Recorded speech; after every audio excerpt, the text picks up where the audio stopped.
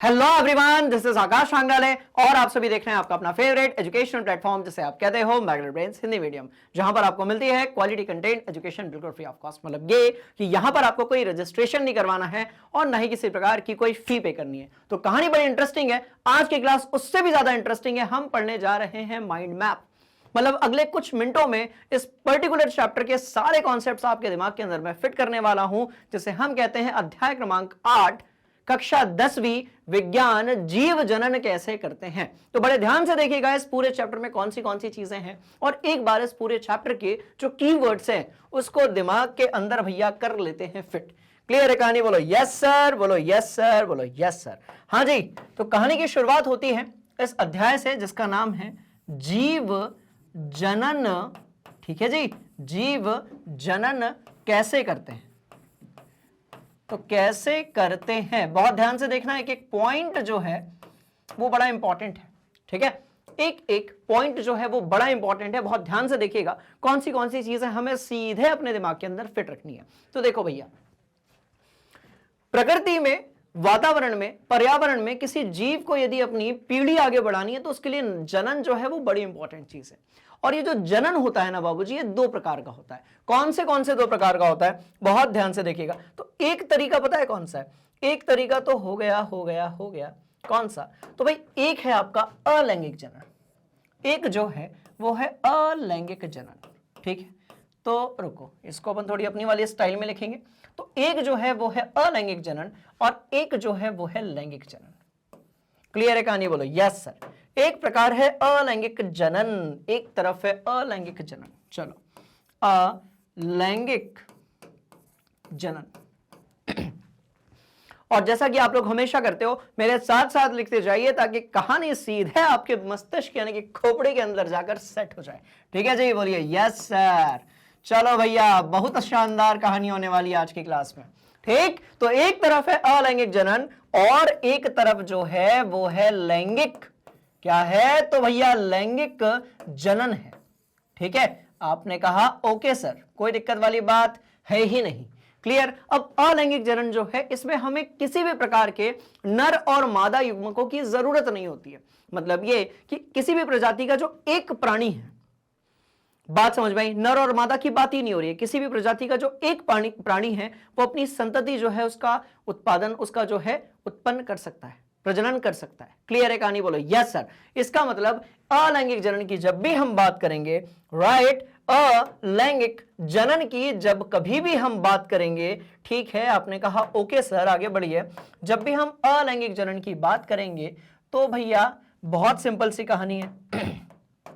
अलैंगिक जनन में अपने को अलग अलग युग्मकों की जरूरत नहीं है। ना यहां पर अपने को नर युग्मक चाहिए और ना ही यहां पर अपने को मादा युग्मक चाहिए। आपने कहा ओके सर, ये तो बढ़िया वाली बात है, बहुत बढ़िया, बहुत बढ़िया। ठीक है, चलो, तो इस तरीके से हमने कर दिया इसको लॉक।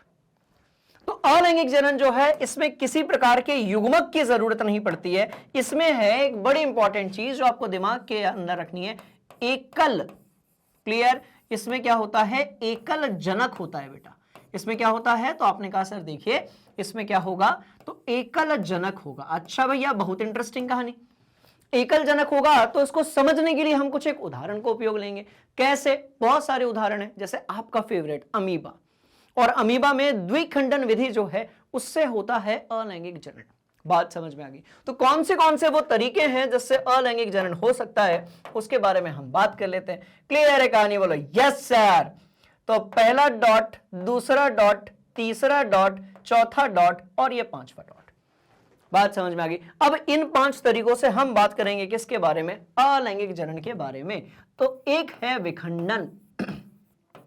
एक कैसा है? तो भैया पहला जो है वो है विखंडन। मतलब ये कि विखंडन के द्वारा, राइट, विखंडन के द्वारा होता है अलैंगिक जनन, जिसका बेस्ट एग्जांपल है हम सबका फेवरेट अमीबा।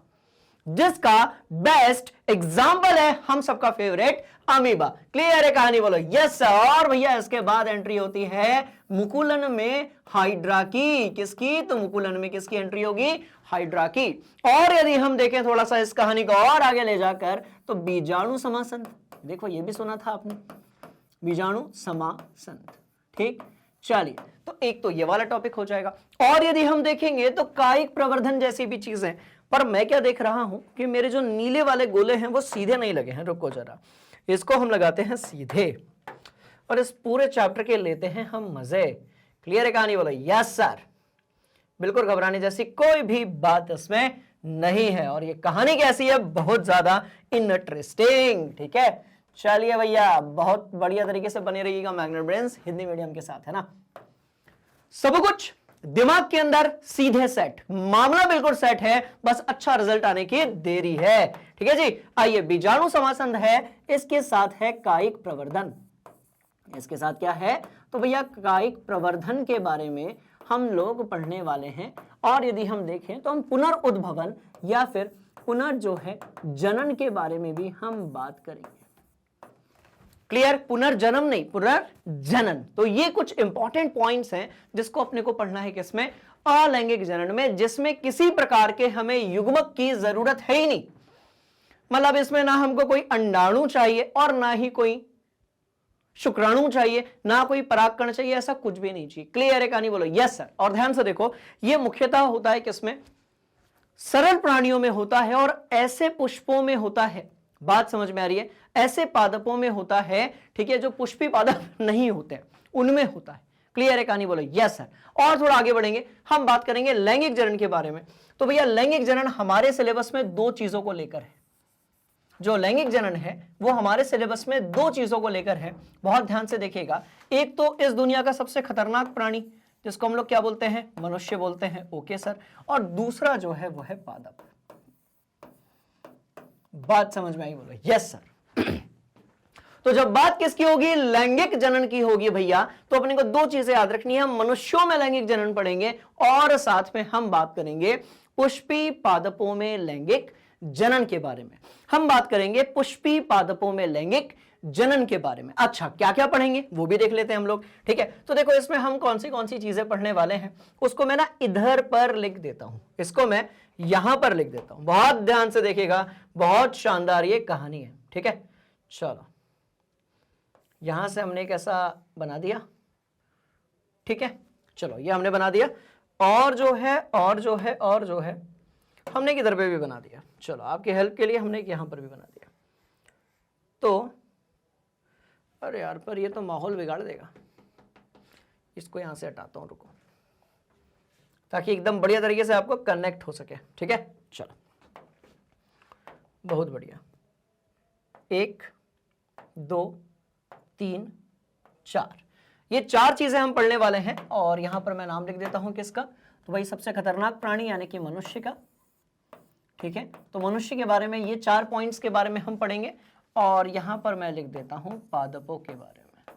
ठीक है जी, चलो अब आप बोलोगे सर मनुष्य के बारे में जब आप लैंगिक जनन पढ़ाओगे तो उसमें कौन से पॉइंट्स होने चाहिए? तो बहुत ध्यान से देखिएगा, इसमें ये सभी पॉइंट्स होने चाहिए। तो एक तो हम बात करेंगे किसके बारे में? नर जनन तंत्र के बारे में।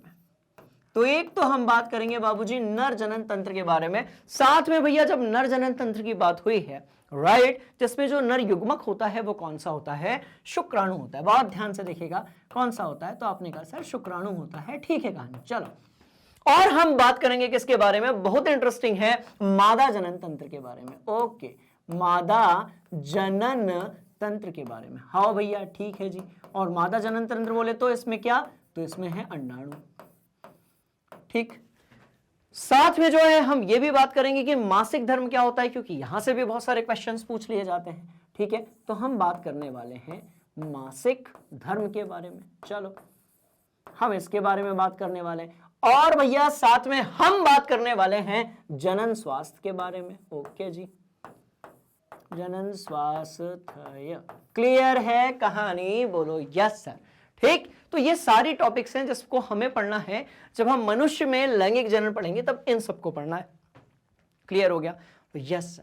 और कुछ इंपॉर्टेंट टॉपिक्स हैं जैसे कि परागण क्या होता है, एक लिंगी और उभयलिंगी जो पुष्प हैं वो बेसिकली क्या होते हैं, निषेचन क्या होता है, इन सारी चीजों के बारे में भी हम पूरा कहानी जो है दिमाग के अंदर फिट करने वाले हैं। क्लियर है कहानी? बोलो यस सर। शानदार है कहानी? बोलो यस सर। बोलो यस सर। बोलो यस सर। ठीक, चलो आओ कहानी की करते हैं शुरुआत, जो कि होने वाली है बड़ी ही इंटरेस्टिंग। ठीक, चलिए भैया चलिए चलिए चलिए चलिए चलिए, बहुत शानदार, नोट करो मेरे साथ साथ, तब तक मैं कुछ खुरापाती काम कर लेता हूं, है ना। चलो ठीक है, बहुत बढ़िया। थोड़ी ऐसे यार डिजाइन विजाइन होते रहे तो मजा आता है, फील आता है, ठीक है। और फील लेते रहना है अपने को, क्योंकि टॉपिक्स बड़े इंटरेस्टिंग है इस चैप्टर में और इंपॉर्टेंट भी है और एग्जाम में पूछ भी लिया जाता है। ठीक, बोले यस सर। तो ये लो, खत्म बात, ठीक है। ये लो, बात कैसी हो गई, तो बात हो गई भैया खत्म। इसको मत बनाना, ये सिर्फ एक प्रकार की डिजाइन है। जब तक आप लोग नोट कर रहे हो, मैंने सोचा कुछ टाइम पास कर लेते हैं। क्लियर है, बोलो यस सर। तो बहुत ध्यान से देखिएगा, इस पूरे अध्याय में हम पढ़ने वाले हैं एक तरफ लैंगिक जनन के बारे में, एक तरफ हम पढ़ने वाले हैं अलैंगिक जनन के बारे में। क्लियर हो गया, बोलो यस सर। मनुष्य की जब हम बात करेंगे लैंगिक जनन की, तो ये 4 टॉपिक्स हैं जहां से क्वेश्चन आते हैं, सीधे टू द पॉइंट बात करेंगे हम। यदि अलैंगिक जनन की बात करेंगे तो भैया ये 5 पॉइंट्स है जहां से आते हैं क्या, क्वेश्चंस। क्लियर हो गया, ठीक है। कुछ और टर्म्स के बारे में भी हम डिस्कस करने वाले हैं, उनके लिए भी हम नाम लिख ही देते हैं भाई, उनके साथ नाइंसाफी नहीं होनी चाहिए। ठीक, बोलो यस सर। रुको रुको,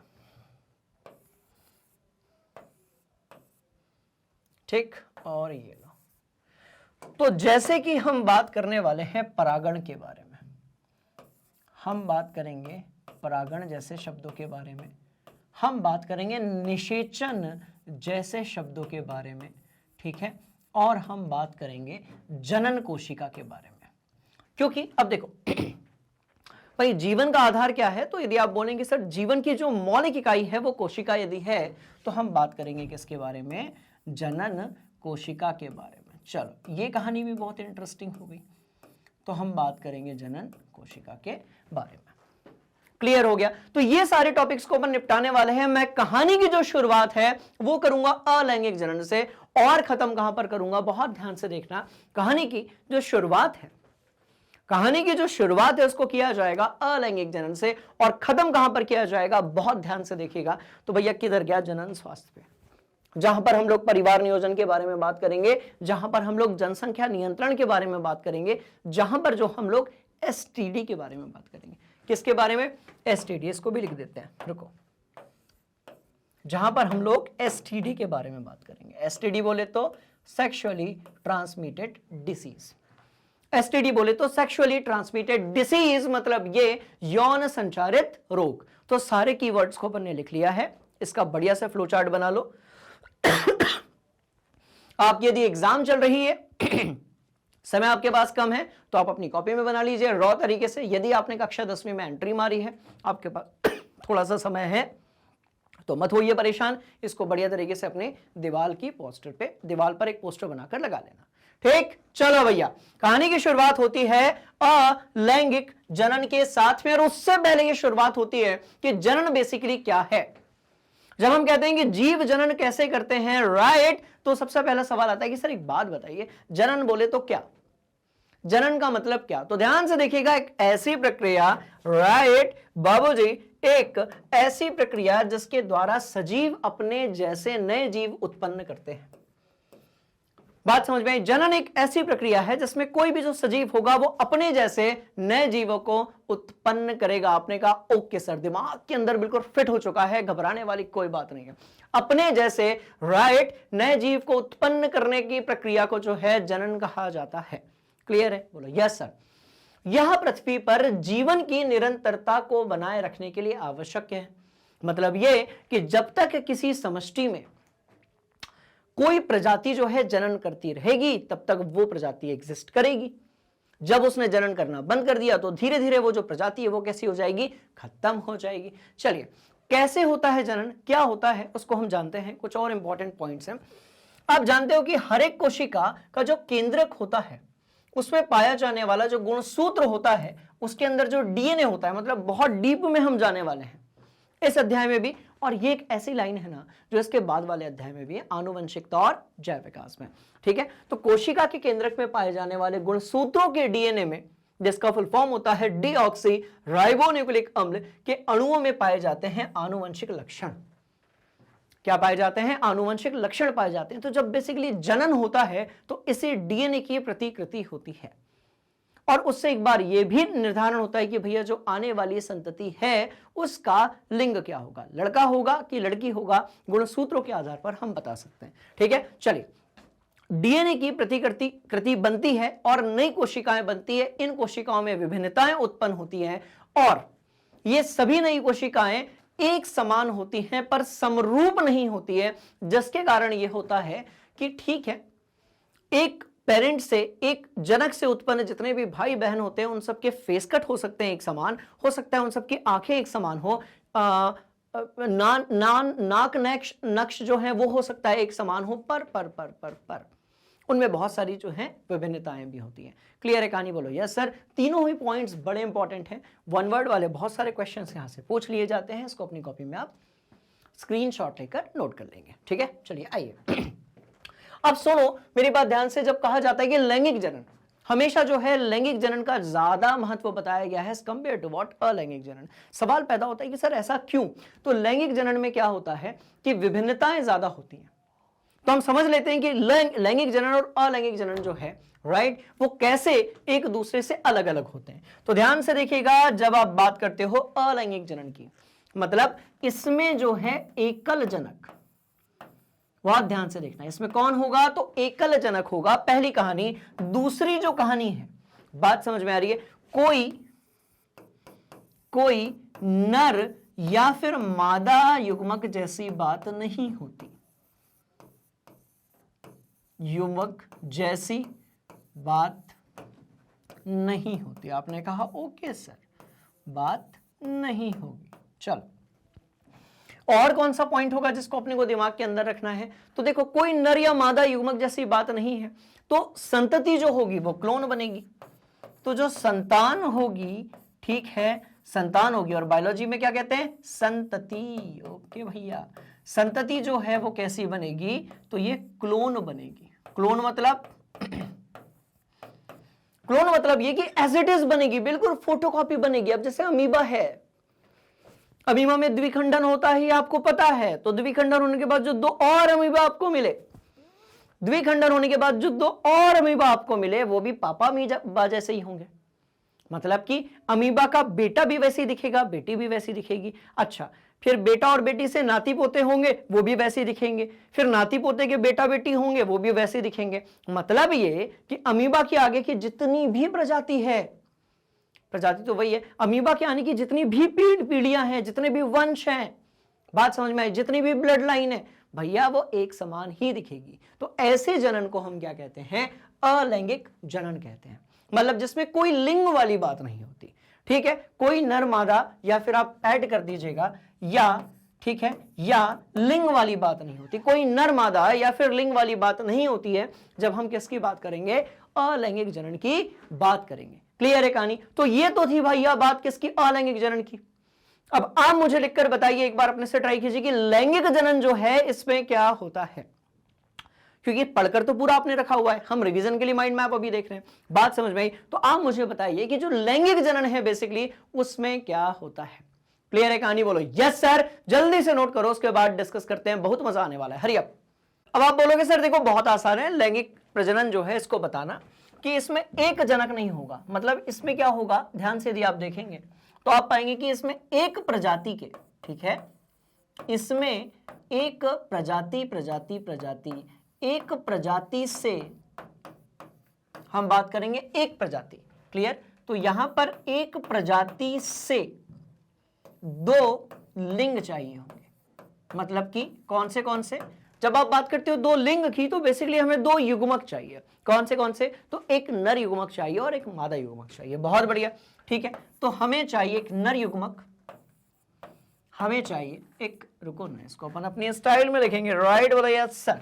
तो भैया एक चाहिए अपने को नर युग्मक, ठीक, और दूसरा जो है वो हमें चाहिए क्या? मादा युग्मक। आपने कहा ओके सर, ये तो बहुत बढ़िया है। तो दूसरा जो है वो चाहिए मादा युग्मक, ठीक? बोला यस सर। चलो, बहुत इंटरेस्टिंग कहानी बाबूजी। तो लैंगिक जनन में एक ही प्रजाति से अपने को क्या चाहिए? दो लिंग चाहिए होते हैं। प्रजाति मतलब यदि आप ध्यान से बोलेंगे, राइट, तो एक प्रजाति से अपने को दो लिंग चाहिए, नर युग्मक और किसके यदि हम बात करेंगे तो भैया हम बात करेंगे मादा युग्मक की। क्लियर है कहानी? बोलो यस सर। पक्का, कोई दिक्कत, सवाल ही नहीं पैदा होता। तो अब इससे क्या होगा, नर युग्मक और मादा युग्मक आपस में मिलेंगे, क्लियर है कहानी, और ये निर्माण करेंगे अपनी अगले आने वाली पीढ़ी का, जैसे आप बोलोगे अगली संतति। क्लियर है कहानी, बोलो यस सर। इसका बढ़िया वाला स्क्रीनशॉट ले लो और अपनी कॉपी में नोट कर लो, कोई दिक्कत वाली बात नहीं है। चलो ठीक, चलिए भैया, तो और आगे बढ़ेंगे, बढ़िया वाली बात है। चलो, इंटरेस्टिंग कहानी। तो जब हम बात करते हैं कि अलैंगिक जनन या अलैंगिक प्रजनन जब होता है, ठीक, तो उसके कौन से फीचर्स होते हैं वो बहुत ध्यान से देखिएगा। एकल जीव नए जीव, जो एकल जीव होगा वही नए जीव को क्या करेगा, उत्पन्न करेगा। एक अकेला जीव, एक अमीबा आने वाले अमीबा को बनाएगा। अमीबा और अमीबी कुछ नहीं होता, हाइड्रा और हाइड्री कुछ नहीं होता। बात समझ में आ रही कि ना, अजीब लग रहा है सुनने में, बट ऐसा कुछ भी नहीं होता है बेटा, राइट। तो एक ही अमीबा होगा, वो आने वाले अमीबा को पैदा करेगा। एक ही हाइड्रा होगा, वो आने वाले हाइड्रा को पैदा करेगा। बात समझ में आ गई, बोलो यस सर, बहुत शानदार कहानी। चलिए, युग्मक का निर्माण नहीं होगा और नया जीव पैतृक जीव के समान होगा और समरूप होगा। आप पहचान ही नहीं पाओगे कि पापा कौन सा है, मम्मा कौन सा है, मम्मा और पापा तो होता ही नहीं है, खैर ठीक है, बेटा कौन सा है, बेटी कौन सा है, फूफा कौन सा है और मौसा जी कौन सा है। बात समझ में आए, पहचान ही नहीं पाओगे, सब एक ही जैसे दिखते हैं, ठीक है जी। सतत गुणन के लिए यह बहुत ही उपयोगी माध्यम है। और ध्यान से देखिएगा, यह निम्न वर्ग में अधिकांश पाया जाता है। निम्न के साथ साथ यह सरल जीवों में पाया जाता है। यह जो है सरल जीवों में पाया जाता है। सामान्यतः जितने भी सरल जीव होते हैं उनमें ये पाया जाता है। क्लियर है कहानी, बोले यस सर, नोट किया जाए, हरिया। ठीक, चलो और आगे हम लोग बढ़ने वाले हैं। हम बात करेंगे किसके बारे में, लैंगिक प्रजनन के बारे में। तो लैंगिक प्रजनन जो है, इसमें दो एकल जीव चाहिए, दो एकल जीव हमको चाहिए, एक नर और एक मादा चाहिए, और ये दोनों मिलकर नए जीव का उत्पन्न करते हैं। साथ में यदि हम बात करेंगे तो नर युग्मक और मादा युग्मक इन दोनों में बनते हैं। जैसे कि यदि हम नर युग्मक की बात करें तो मनुष्यों में शुक्राणु होता है, और यदि आप बात करते हो मादा युग्मक की तो भैया मनुष्यों में क्या होता है, अंडाणु होता है। तो लिखिए देते हैं ना, काहे घबराना, सब कुछ दिमाग के अंदर फिट है। चलो, शुक्राणु शुक्राणु शुक्राणु, और यहां पर क्या आएगा, तो यहां पर आएगा अंडाणु। ठीक, बोलो यस सर। चलिए, नया जीव आनुवंशिक रूप से पैतृक जीवों के समान होता है पर समरूप नहीं होता है। अब आप बोलोगे सर इसका मतलब क्या होता है, समान होता है पर समरूप नहीं होता है। कहने का मतलब ये कि जो नया जीव बनेगा उसमें बहुत सारे आनुवंशिक गुण होंगे, जैसे कि फेस कट, नाक, नयन, नक्श जो है वो एक समान हो सकते हैं, आंखों का रंग एक समान हो सकता है, बात समझ, बालों का रंग एक समान हो सकता है, पर समरूप नहीं होगा, एग्जैक्टली सेम नहीं होगा, फोटोकॉपी नहीं होगी, क्लोन नहीं होगा। बात समझ में? चलो, इस प्रजाति में विभिन्नताएं उत्पन्न करने में सहायक होती है, और यह हमेशा जो है जटिल या फिर आप कहें तो उच्च वर्गों में पाया जाता है। क्या? लैंगिक प्रजनन। बढ़िया वाला स्क्रीनशॉट हो जाए, उसके बाद हम बढ़ेंगे आगे। चलो आ जाओ। अलैंगिक प्रजनन जो है उसके बारे में हम एंटर कर चुके हैं। कौन सी इसमें विधियां होती हैं, बहुत ध्यान से देखिएगा। देखो, सबसे पहला तो भैया विखंडन। अब आप बोलोगे सर विखंडन बोले तो टूटना, विखंडन बोले तो टूटना, फिजन हो जाना। क्या हो जाना? विखंडन बोले तो टूटना या फिर फिजन हो जाना। अब इसका पहला एग्जांपल क्या है, तो देखो, विखंडन जो है ना वो दो प्रकार का होता है। कितने प्रकार का होता है? तो देखिए, जब एक कोशिका दो या उससे अधिक कोशिकाओं में टूट जाती है तो ये जो प्रोसेस होती है इसको हम लोग क्या बोलते हैं? विखंडन बोलते हैं। और ये जो विखंडन है ये दो प्रकार का होगा। तो भाई एक तो द्विखंडन होगा, बोलो यस सर। एक तो द्विखंडन होगा, मतलब दो भागों में टूट जाना, जैसा कि हमारे फेवरेट टॉपिक में होता है अमीबा के साथ। और दूसरा जो है वो होगा बहुखंडन। अच्छा, बहुखंडन बोले तो क्या? बहुत सारे भागों में टूट जाना। तो एक हो गया द्विखंडन यानी कि दो भागों में टूट जाना, एक हो गया आपका बहुखंडन यानी कि बहुत सारे भागों में टूट जाना। तो इसका उदाहरण कौन सा है भैया? तो इसका उदाहरण है अमीबा। इसका उदाहरण कौन? तो इसका उदाहरण है अमीबा। अमीबा जो है, देखो, ये जनक था, बोलो यस सर। और यदि आप यहां पर देखेंगे तो ये क्या था? तो ये संतान था, और ये भी क्या था? तो संतान था। तो एक जनक टूटकर बेसिकली दो में क्या हो गया? विभाजित हो गया। क्लियर है कहानी? बोलो यस सर, खत्म। तो द्विखंडन जो है वो किसमें होगा, अमीबा में होगा। और यदि आप बात करते हैं बहुखंडन की, तो बहुखंडन किसमें होगा, तो प्लाज्मोडियम। तो प्लाज्मोडियम जो है इसमें क्या होगा, तो इसमें होगा आपका बहुखंडन। क्लियर है कहानी, बोलो यस सर, कर लिया जाए, खत्म बात। तो कोशिका विभाजन यदि हो रहा है तो भैया कॉमन सेंस वाली बात है कि अंदर जो केंद्रक है उसका भी क्या हो रहा है, विभाजन हो रहा है। अंदर जो केंद्रक है उसका भी क्या हो रहा है, तो विभाजन हो रहा है। क्लियर, चलिए नोट करिए, बढ़िया वाली बात थी, ठीक। चलो, तो इस तरीके से हमने ये तो देख लिया कि विखंडन जो है वो दो प्रकार का होता है, ठीक है। दोनों के हमने उदाहरण भी देख लिए, हमने प्रोसेस भी समझ लिया, आपने स्क्रीनशॉट भी ले लिया, हम आगे बढ़ेंगे। बहुखंडन जो है प्लाज्मोडियम के लिए हो गया। चलिए इसके बाद हम बात करेंगे किसके बारे में, खंडन के बारे में। अब यहां होते हो आप कंफ्यूज, बहुत ध्यान से देखिएगा। खंडन का मतलब क्या होता है कि ऐसी प्रजनन विधि जिसमें सरल संरचना वाले जो बहुकोषीय जीव होते हैं वो विकसित होकर छोटे छोटे टुकड़ों में खंडित हो जाते हैं। देखो, विकसित होकर एकदम छोटे छोटे छोटे छोटे टुकड़ों में खंडित हो जाएंगे, और ये टुकड़े जो होंगे इनमें फिर वृद्धि होगी, और ये टुकड़े जो होंगे इनमें फिर वृद्धि होगी, और इससे नए जीव का विकास होगा, और इससे नए जीव का विकास होगा। जैसे यदि हम बात करें तो स्पाइरोगायरा, किसकी बात करेंगे, तो हम बात करेंगे स्पाइरोगायरा। क्लियर है, एक प्रकार का पादप है जो कि जल में पाया जाता है। आप यदि बहुत ध्यान से देखेंगे बाबूजी, राइट, तो भैया देखो ये दो पार्ट थे, टूटकर वापस से क्या हो गए, तो विभाजित हो गए। पक्का, ये वापस से अपने आप को पूर्ण तरीके से बना लेंगे, इसको आप हरित शैवाल भी कह सकते हो। क्लियर है, बोलो यस सर। तो खंडन और विखंडन में क्या डिफरेंस है, विखंडन में एक चीज टूटेगी और दो में परिवर्तित हो जाएगी, क्लियर, और दो या दो से ज्यादा में। और खंडन में क्या होगा, कितने भी भाग होंगे और जितने भाग होंगे वो अपने आप को पूर्ण विकसित करेंगे। तो आप बोलोगे सर अमीबा पे भी तो ऐसा ही था क्या, ऐसा नहीं था। जब आप विखंडन की बात करते हो तो विखंडन में विकसित होकर टूटते हैं। विखंडन में, राइट, ध्यान से देखना, जब आप बात करते हो विखंडन की, यही था ना इसके पहले अपन ने यही पढ़ा था, आपने कहा हाँ जी सर बिल्कुल सही है। तो जब आप बात करते हो विखंडन विखंडन विखंडन की, तो विखंडन में विकसित होकर टूटते हैं। अरे बाबा, तो बहुत बड़ा कंफ्यूजन था अपने को, विकसित होकर टूटते हैं। अरे बाबा, विकसित होकर कैसे होंगे, टूटेंगे, इसमें विकसित होकर टूटेंगे। अमीबा में जब तक वो विकसित नहीं हो जाता तब तक वो टूटने वाला नहीं है। जबकि आप बात करोगे यदि किसके बारे में, खंडन के बारे में, राइट, तो खंडन में क्या होगा, टूटकर विकसित होना। अरे तो बड़ी इंटरेस्टिंग कहानी है, हाइड्रा में भी ऐसा होता है, हाइड्रा में मुकुलन भी होता है और ऐसा भी होता है, बात समझ में आई। तो ये टूटकर क्या हो जाना, तो भैया विकसित हो जाना, टूटकर क्या हो जाना, तो विकसित हो जाना। क्लियर है कहानी, बोलो यस सर। तो विखंडन में विकसित होकर टूटना और यहां पर टूटकर विकसित हो जाना, माइनर सा डिफरेंस है, पर अपने को खोपड़ी के अंदर सेट रखना है क्योंकि कंफ्यूज करने के लिए आपको क्वेश्चन पूछा जा सकता है।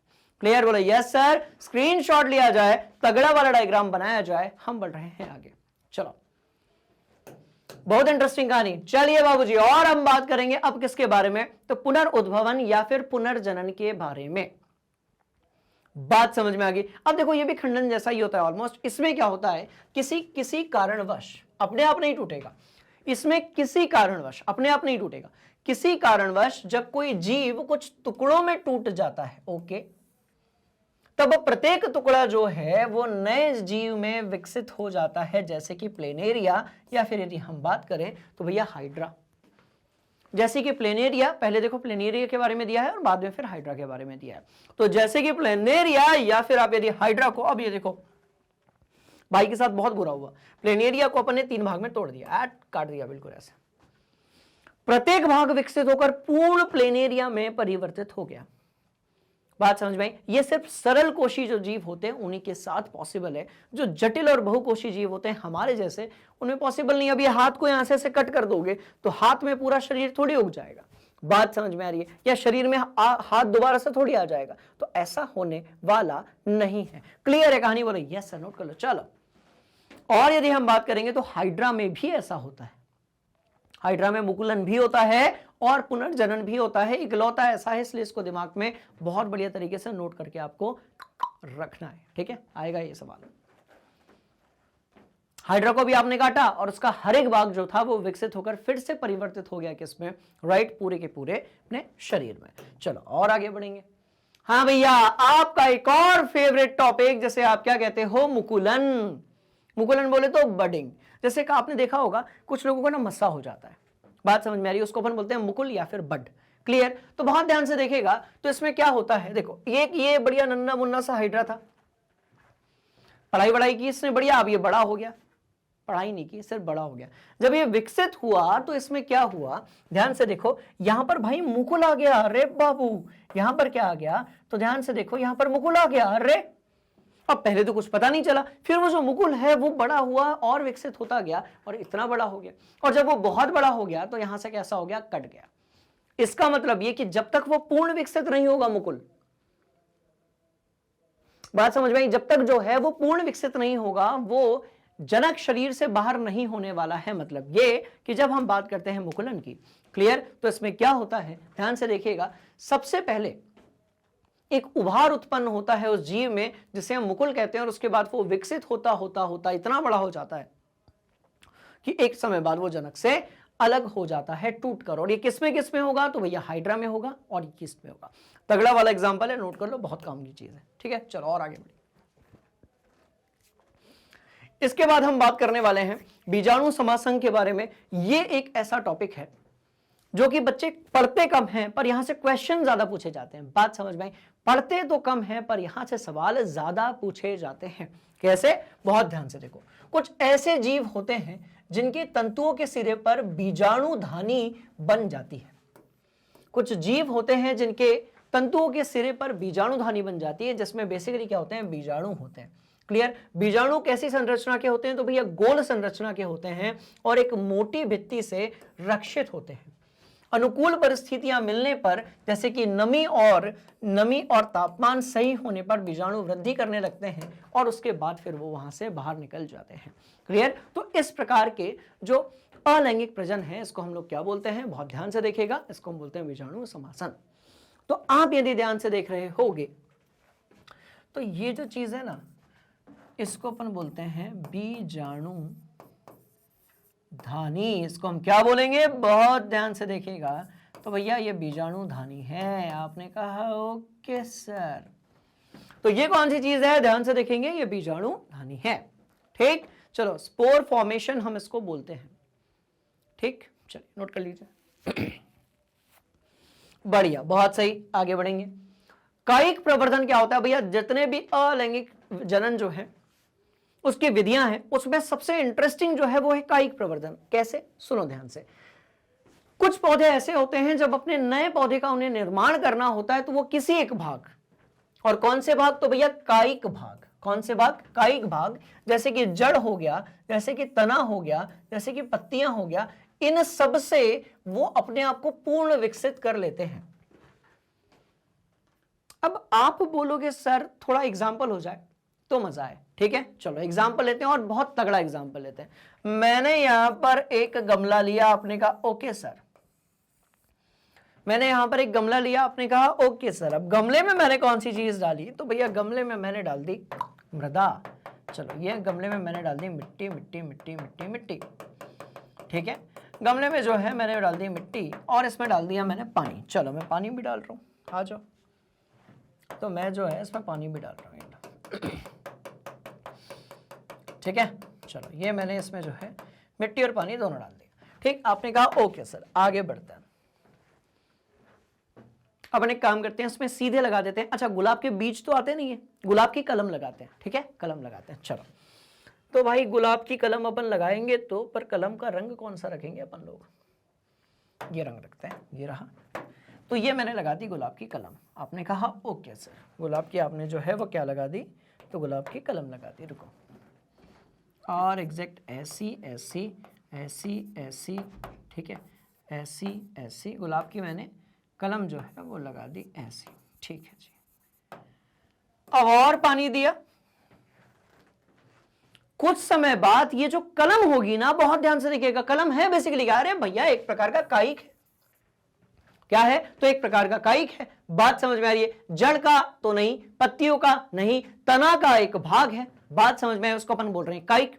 कुछ समय बाद क्या होगा, ये जो कायिक होगा, राइट, बहुत ध्यान से देखना, इसमें क्या होगा, इसमें पत्तियां आना चालू हो जाएंगी। चलो पत्तियां लाते हैं, ठीक है, आ जाओ। अब पता नहीं गुलाब की पत्ती बनती कि नहीं बनती। चलो इसमें यहां पर जो है ऐसी पत्तियां आना शुरू हो जाएंगी, यहां पर जो है इसमें ऐसी पत्तियां आना शुरू हो जाएंगी। बात समझ में आ रही है? बोलो यस सर। यहां पर जो है इसमें ऐसी पत्तियां आना शुरू हो जाएंगी। आपने कहा अरे वाह सर, इसमें तो पत्तियां आना शुरू हो गई। क्लियर? अब कुछ समय बाद ये जो पत्तियां होंगी और विकसित होगा और विकसित होगा और विकसित होगा, और भैया ये पूरा का पूरा पेड़ में परिवर्तित हो जाएगा। तो इस प्रकार की जो प्राकृतिक विधि होती है उसको हम क्या बोलते हैं, बहुत ध्यान से देखिएगा, कायिक प्रवर्धन कहते हैं। मतलब पौधे अपने अलग अलग भागों से, कायिक भागों से, जड़ है, तना है और पत्तियां हैं, उससे नया पौधा उत्पन्न कर लेते हैं और इसको हम बोलते हैं कायिक प्रवर्धन। बात समझ में आई? तो इसमें किसी भी प्रकार के निषेचन की जरूरत नहीं पड़ रही है। अब बोलोगे सर देखो कुछ गर्मा गर्म उदाहरण यदि हो जाए तो ये कहानी और भी ज्यादा इंटरेस्टिंग हो जाएगी। कुछ गर्मा गर्म अपन उदाहरण और ले लेते हैं। जैसे हम बात करेंगे यदि प्राकृतिक विधियों की, तो जड़ द्वारा, जैसे शकरकंद बेसिकली क्या है, जड़ है। डहेलिया जो है वो बेसिकली कैसे, तो जड़ द्वारा बनती है। तने द्वारा तो भैया आलू है, अदरक है।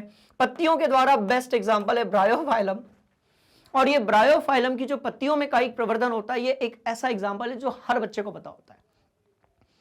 उसको बायोलॉजी में कुछ पता हो या ना हो, पर उसको ये जरूर पता होता है कि हाइड्रा में मुकुलन होता है, अमीबा में द्विखंडन होता है और ब्रायोफाइलम की पत्तियों में कायिक प्रवर्धन होता है। क्लियर है? Yes sir. तो ब्रायोफाइलम की पत्तियों में फिर पहले कलिकाएं आती हैं और विकसित होकर एक पूरा का पूरा नया पौधा बना लेती हैं।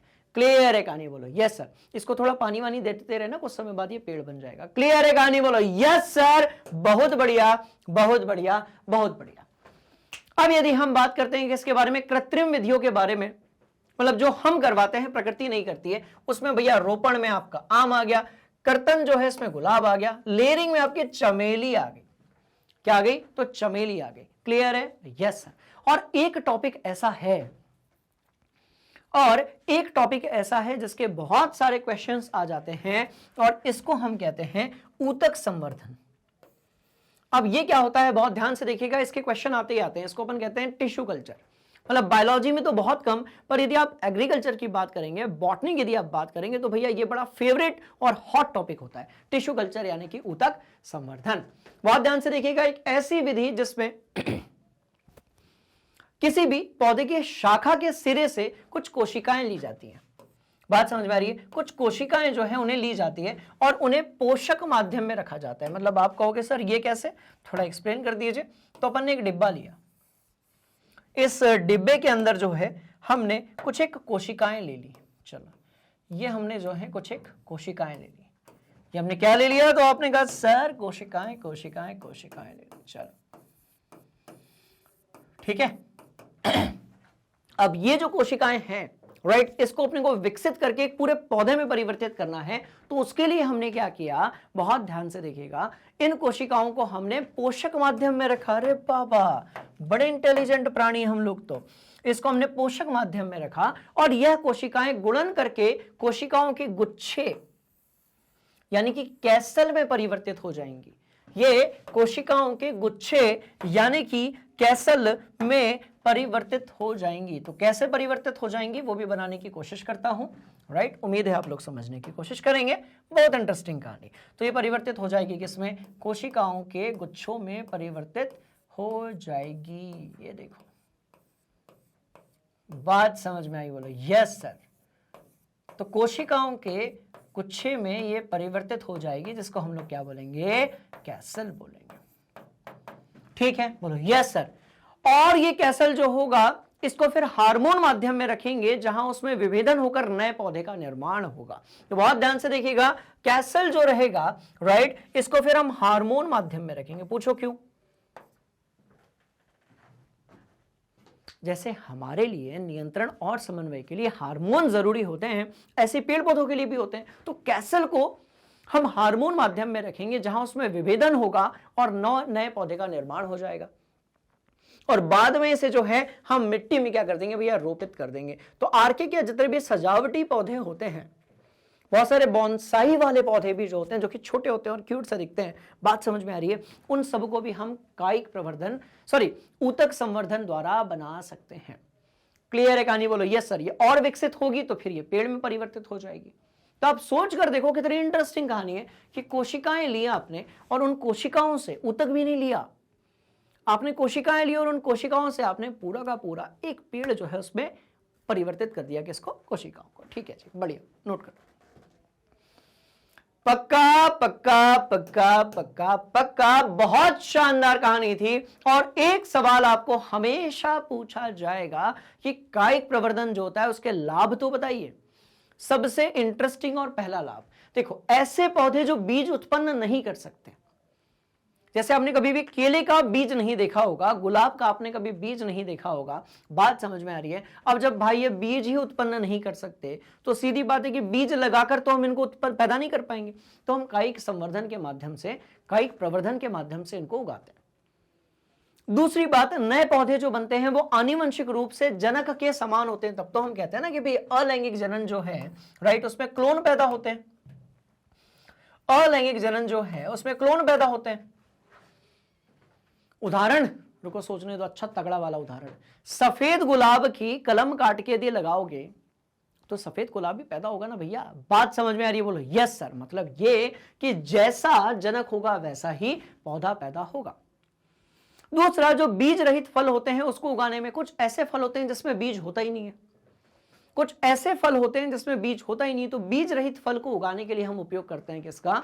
कायिक प्रवर्धन का। साथ में यदि हम बात करें तो पौधे को उगाने का सस्ता और आसान तरीका है। और तीसरा, सबसे इंपॉर्टेंट, लिखो, बहुत इंटरेस्टिंग, पहला, दूसरा, तीसरा, चौथा और ये हो गया भैया पांचवा, कि पौधा जो है जल्दी उग जाता है। सबसे इंपॉर्टेंट चीज, पौधा जो है वो जल्दी उग जाता है। पौधा कैसा होगा? तो ये जल्दी उग जाएगा। बात समझ में आ रही है? बोलो यस सर। नोट किया जाए और हम चल रहे हैं आगे। क्लियर? बोलो यस सर। पौधा कैसा होगा? तो भैया जल्दी उग जाएगा। ठीक है जी, चलिए स्क्रीनशॉट लिया जाए। इस कहानी को थोड़ा हम और आगे बढ़ाएंगे, थोड़ा और मजा आएगा, है ना? चलो आ जाओ, हम अब चल रहे हैं भैया। देखो फर्स्ट हाफ अपना हो चुका है, इंटरवल के पहले की कहानी अपनी ऑलमोस्ट खत्म हो चुकी है। अब इंटरवल के बाद जो पिक्चर है ना वो और भी इंटरेस्टिंग हो जाती है, क्योंकि अब हम बात कर रहे हैं आधा जो चैप्टर बचा हुआ है उसके बारे में, यानी कि हम बात करेंगे इसके बारे में, लैंगिक प्रजनन के बारे में। बात समझ में आई? तो इसमें बड़ी इंटरेस्टिंग चीजें हैं कि ध्यान से देखो, जब यहां पर भैया नर और मादा युग्मक मिलेंगे, नर और मादा युग्मक आपस में मिलेंगे, ठीक है, नर और मादा युग्मक आपस में मिलेंगे, निर्माण होगा लैंगिक प्रजनन विधि का। नर और मादा युग्मक के मिलने का जो प्रक्रम होता है उसे हम निषेचन कहते हैं। और इससे संतति जो होती है उसमें क्या पैदा होती है? तो भैया विभिन्नताएं पैदा होती हैं। इसको हम समझ लेते हैं इस वाली कहानी से। जैसा कि आप जानते हो, इस वाली कहानी से हम इसको समझ सकते हैं कि यहां पर हमारे पास एक नर जनन कोशिकाएं होती हैं और एक हमारे पास मादा जनन कोशिका होती है। उधर वाली चीज को अपन ने निपटा दिया। बोलो यस सर। ठीक है, अब इधर वाली की हम बात कर रहे हैं, है ना? चलो, तो इसमें नर जनन कोशिका मादा जनन कोशिका के साथ मिलकर निर्माण करेगी किसका? राइट, युग्मक का। किसका निर्माण करेगी? युग्मन का। युग्मन से युग्मनज का। ठीक है, समझने की कोशिश करते हैं, बहुत ध्यान से देखिएगा। देखो, नर युग्मक, बोलो यस सर, को मिलाया आपने किसके साथ में? मादा युग्मक के साथ में। बोलो यस सर। रुको ना, ऐसा थोड़ी, ऐसा जगह कम है ना अपने पास। तो मैंने कहा भैया नर युग्मक, आपने कहा ओके सर, को हमने मिलाया किसके साथ में? तो आपने कहा सर मादा युग्मक। ठीक है, चलो, नर युग्मक को हमने मिलाया किसके साथ में? तो भैया मादा युग्मक के साथ में। ये जो प्रोसेस हमको मिली निषेचन बाद में होगा, राइट, पर ये जो प्रोसेस हमको मिल रही है इसको हम बोलते हैं युग्मन। क्या बोलेंगे? तो भैया इसको हम बोलेंगे युग्मन। ये जो प्रोसेस हमको मिल रही है इसको हम क्या बोलेंगे? युग्मन। आपने कहा ओके सर, बढ़िया है। चलो आगे बढ़ते हैं। और इस प्रोसेस के बाद जो चीज आपको मिलेगी जिसको आप लोग जाइगोट कहते हो, अंडाणु जब शुक्राणु के साथ मिलता है, अंडाणु जब शुक्राणु के साथ मिलता है तो निर्माण होता है किसका? जाइगोट का। क्लियर है? तो इसको हम बोलते हैं युग्मनज। इसको हम क्या बोलेंगे? तो भैया सीधी सी बात है, इसको हम क्या बोलेंगे? तो हम बोलेंगे बेटा इसको युग्मनज। क्लियर है कहानी? बोलो यस सर। तो नर युग्मक और मादा युग्मक आपस में मिलकर युग्मन करेंगे और इससे निर्माण होगा युग्मनज का, जैसे आप जाइगोट कहते हो। आपने कहा ओके सर। अब ये अपने को दो चीजों में देखना है, तो एक तो अपने को पुष्पी पादपों में देखना है और दूसरा हमें मनुष्यों में देखना है। क्लियर है? बोलो यस सर। ठीक है जी। चलिए तो पहले ये फॉर्मूला नोट कर लो आप।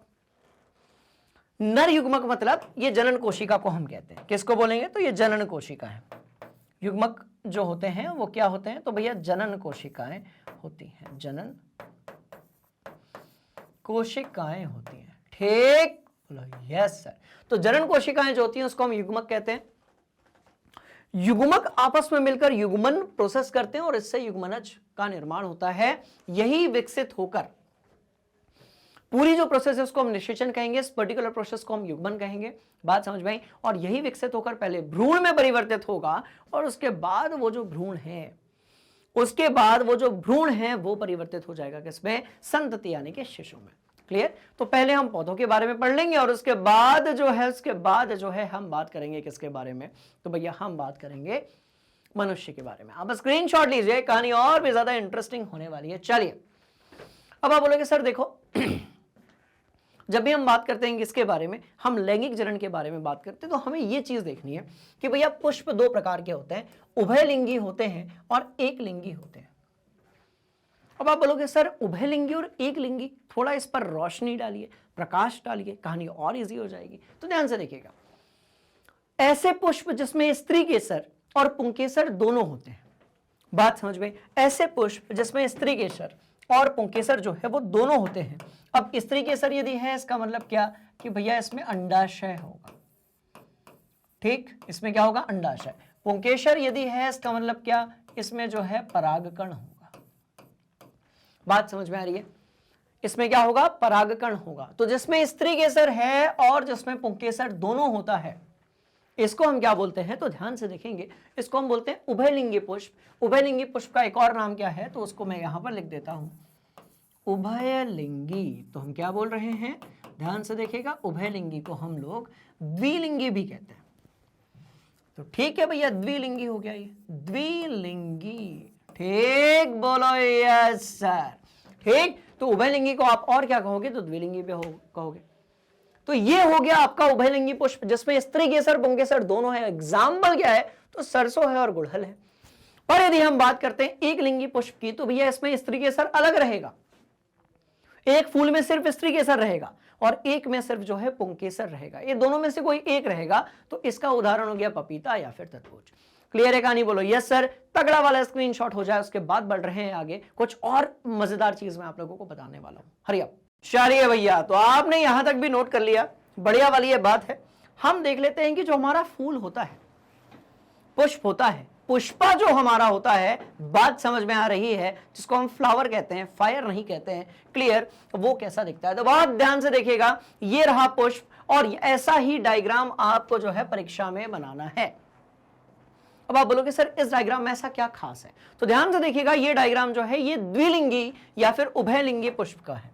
अब आप बोलोगे अच्छा सर, मतलब इसमें दोनों चीजें होंगी, इसमें पुंकेसर भी होगा और स्त्री केसर भी होगा, राइट? तो इसके अंदर दोनों चीजें हैं, मतलब इसके अंदर स्त्री केसर भी है।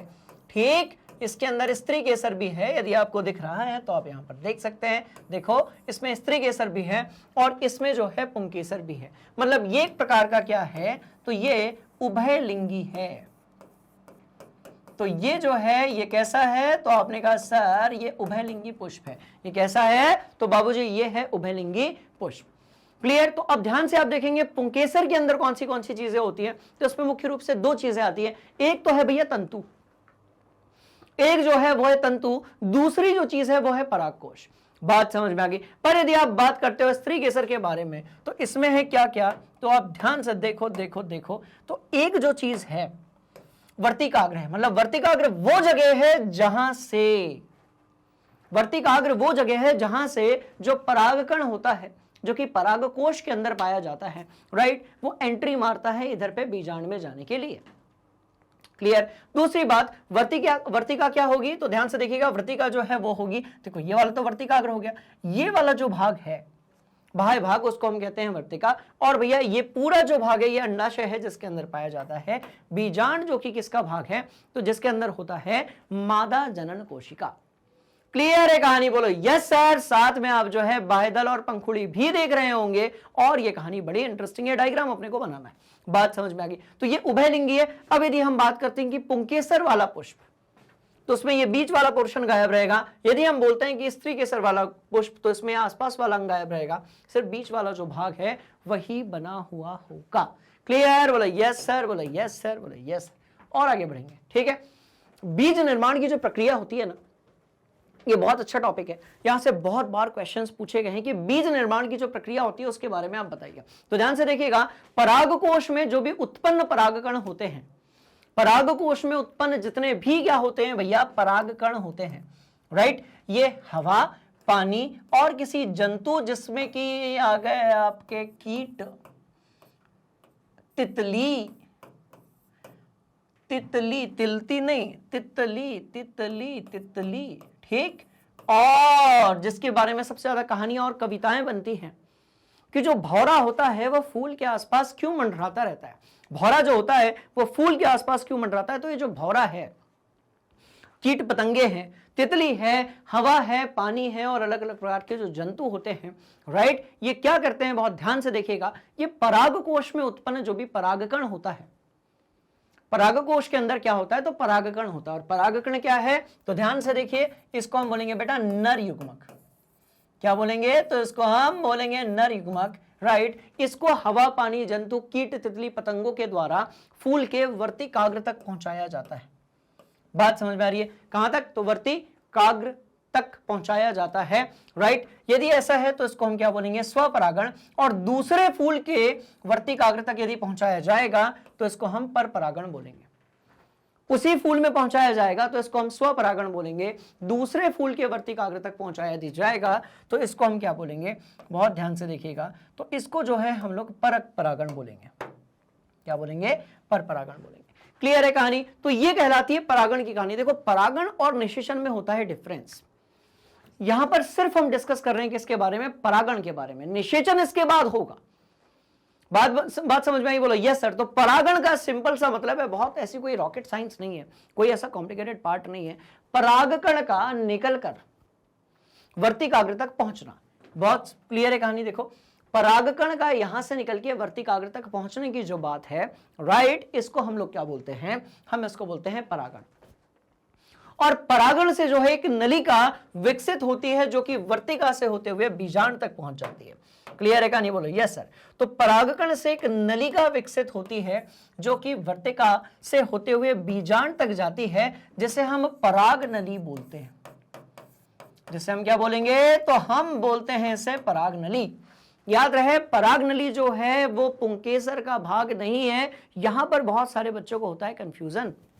बात समझ में आई, पराग नली जो है वो पुंकेसर का भाग नहीं है भैया, पराग नली जो है वो स्त्री केसर का भाग है। ये वाला भाग ऊपर से लेकर नीचे तक का जो पोर्शन है, इसको हम क्या बोलते हैं, पराग नली। जहां से आपके परागकण जो है वर्तिकाग्र से एंट्री मारते हैं और जाते हैं कहां तक, तो भैया नीचे तक जाते हैं।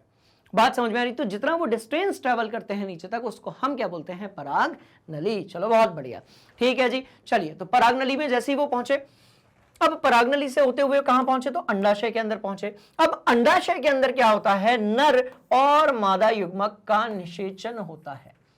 तो याद रहे, पहले होगा परागण, उसके बाद क्या होगा, निषेचन होगा। तो यहां पर नर और मादा युग्मक का निषेचन होता है तथा युग्मनज का निर्माण होता है। और इसके बाद, बात समझ में आ रही है, इसके बाद जो है ये हो जाता है विकसित, और विकसित होकर ये बन जाता है फल, और इसी के अंदर आ जाते हैं बीज। बात समझ में आई। तो पहले ये विकसित होकर जो है क्या बनेगा, देखो बीज अंदर ही रहेंगे और विकसित होकर क्या बन जाएगा, फल बन जाएगा, और इसके अंदर बन जाएंगे आपके बीज। क्लियर है कहानी। स्टेप्स आपको दिमाग के अंदर फिट रखनी है, क्योंकि कई बार ये पूछा गया है और ये एग्जाम में आता ही आता है। पक्का बोले यस सर। बढ़ेंगे आगे इस कहानी को लेकर, है ना, आ जाओ। हाँ भैया, चलो 2 पॉइंट्स और हैं। युग्मनज में विभाजन होकर भ्रूण का निर्माण होता है, राइट। युग्मनज में विभाजन होकर भ्रूण का निर्माण होता है, और बीजांड से एक कठोर आवरण विकसित हो जाता है, भ्रूण का निर्माण होगा और बीजांड से कठोर आवरण विकसित होकर क्या बन जाता है, बीज। तो आप जितने भी फलों के अंदर के जो बीज देखोगे ना वो कठोर रहते हैं, आप ध्यान से देखना। मतलब आप सेब के अंदर के देख लो, संतरे के अंदर के देख लो, आप जो है भैया बी के अंदर के देख लो, जाम भी कहते हैं जिसे हम लोग, अमरूद भी जिसे हम कहते हैं, आप अनार के अंदर देख लो, जितने भी बीज होते हैं वो सब कैसे होते हैं, राइट, तो वो कठोर होते हैं। और वो जो अंडाशय होता है ना, राइट, वो फल में बदल जाता है, और फूल के जो दूसरे भाग होते हैं वो कैसे होते हैं, एक समय बाद झड़ जाते हैं। क्लियर है कहानी, बोलो यस सर। तो ध्यान से देखो भैया, ये वर्तिकाग्र है, यहां से परागकण ने एंट्री मारी है, नर युग्मक ट्रेवल करते करते करते करते करते करते करते इधर तक पहुंचा है, इस पूरी दूरी को हम परागनली कहेंगे, देखो लिखा हुआ है वहां पर। अंडाशय के अंदर जो है ये वाला जो भाग है इसको हम क्या बोलते हैं, तो बाबूजी इसको हम बीजांड बोलते हैं, बोलो यस सर। और इस बीजांड के अंदर जो है पहले से मादा युग्मक होता है, और ये निर्माण ये मिलता है किसके साथ, परागकण के अंदर जो भी आपका नर युग्मक होता है उसके साथ ये मिलता है, और निर्माण होता है किसका फिर, तो ध्यान से देखिएगा पहले भ्रूण का। तो देखो देखो देखो, ये बहुत इंटरेस्टिंग कहानी है। यहां पर जो भ्रूण है ना वो बीज में परिवर्तित हो रहा है, यहां पर जो भ्रूण है वो बीज में परिवर्तित हो रहा है, बात समझ में आई। और आसपास का जो आवरण है, आसपास का जो आवरण है, देखो बीज के आसपास जो है वो क्या बन जाएगा भैया, फल आ जाएगा। पर यदि हम मनुष्य की बात करते हैं जो कि इस प्रकृति का सबसे खतरनाक प्राणी है, तो मनुष्य में जो भ्रूण है, राइट, वो शिशु में परिवर्तित होता है बेटा। तो प्रोसेस दोनों में ही लैंगिक जनन की बात समझ में आ रही है, पर यदि आप मनुष्य की बात करोगे तो यहां पर जो भ्रूण है वो शिशु में परिवर्तित होगा। और यदि आप पुष्पी पादपों की बात करोगे तो जो भ्रूण है यहां पर ये देखो बीज जैसा आपको दिख भी रहा होगा। क्लियर है कहानी, बोलो yes sir yes sir yes sir. ये तो बड़ी इंटरेस्टिंग बात होगी, थोड़ा और आगे से इंटरेस्ट को लेकर हम चलते हैं। इस इंटरेस्ट में और क्या क्या हम देखेंगे, इंटरेस्ट में नहीं, इस चैप्टर में, इंटरेस्ट तो अपने को पढ़ने में आ रहा है, ठीक है।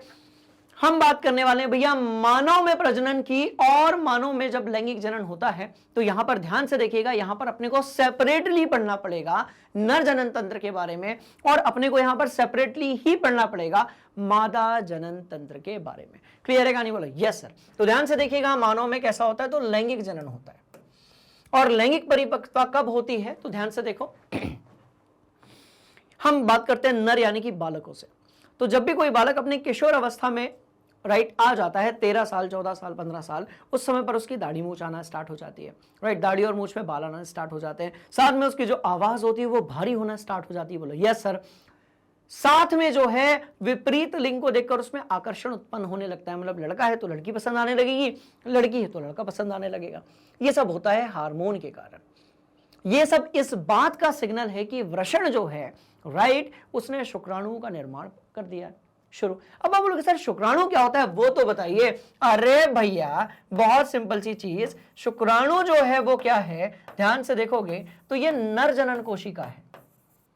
क्या है, तो ये नर जनन कोशिका है। ओके, शुक्राणु जो है ये क्या है, नर जनन कोशिका है। और यदि हम बात करेंगे अंडाणु की, बात समझ में आ रही है, तो ये मादा जनन कोशिका है। ओके, मतलब ये कि अब हमको ये भी देखना पड़ेगा कि किस प्रकार से जो है शुक्राणु का निर्माण होता है। हमें यह भी देखना पड़ेगा कि नर जनन तंत्र जो है वो कैसे होता है। हमें यह भी देखना पड़ेगा कि भैया मादा जनन तंत्र क्या होता है। बात समझ में आ रही है, तो बहुत ध्यान से देखिएगा। तो नर में जब शुक्राणु को बनना शुरू हो जाए और मादा में जब अंड कोशिका का निर्माण शुरू हो जाए, तो इस अवधि को या किशोर अवस्था की इस अवधि को हम कहते हैं कि भैया यौनावस्था आ गई।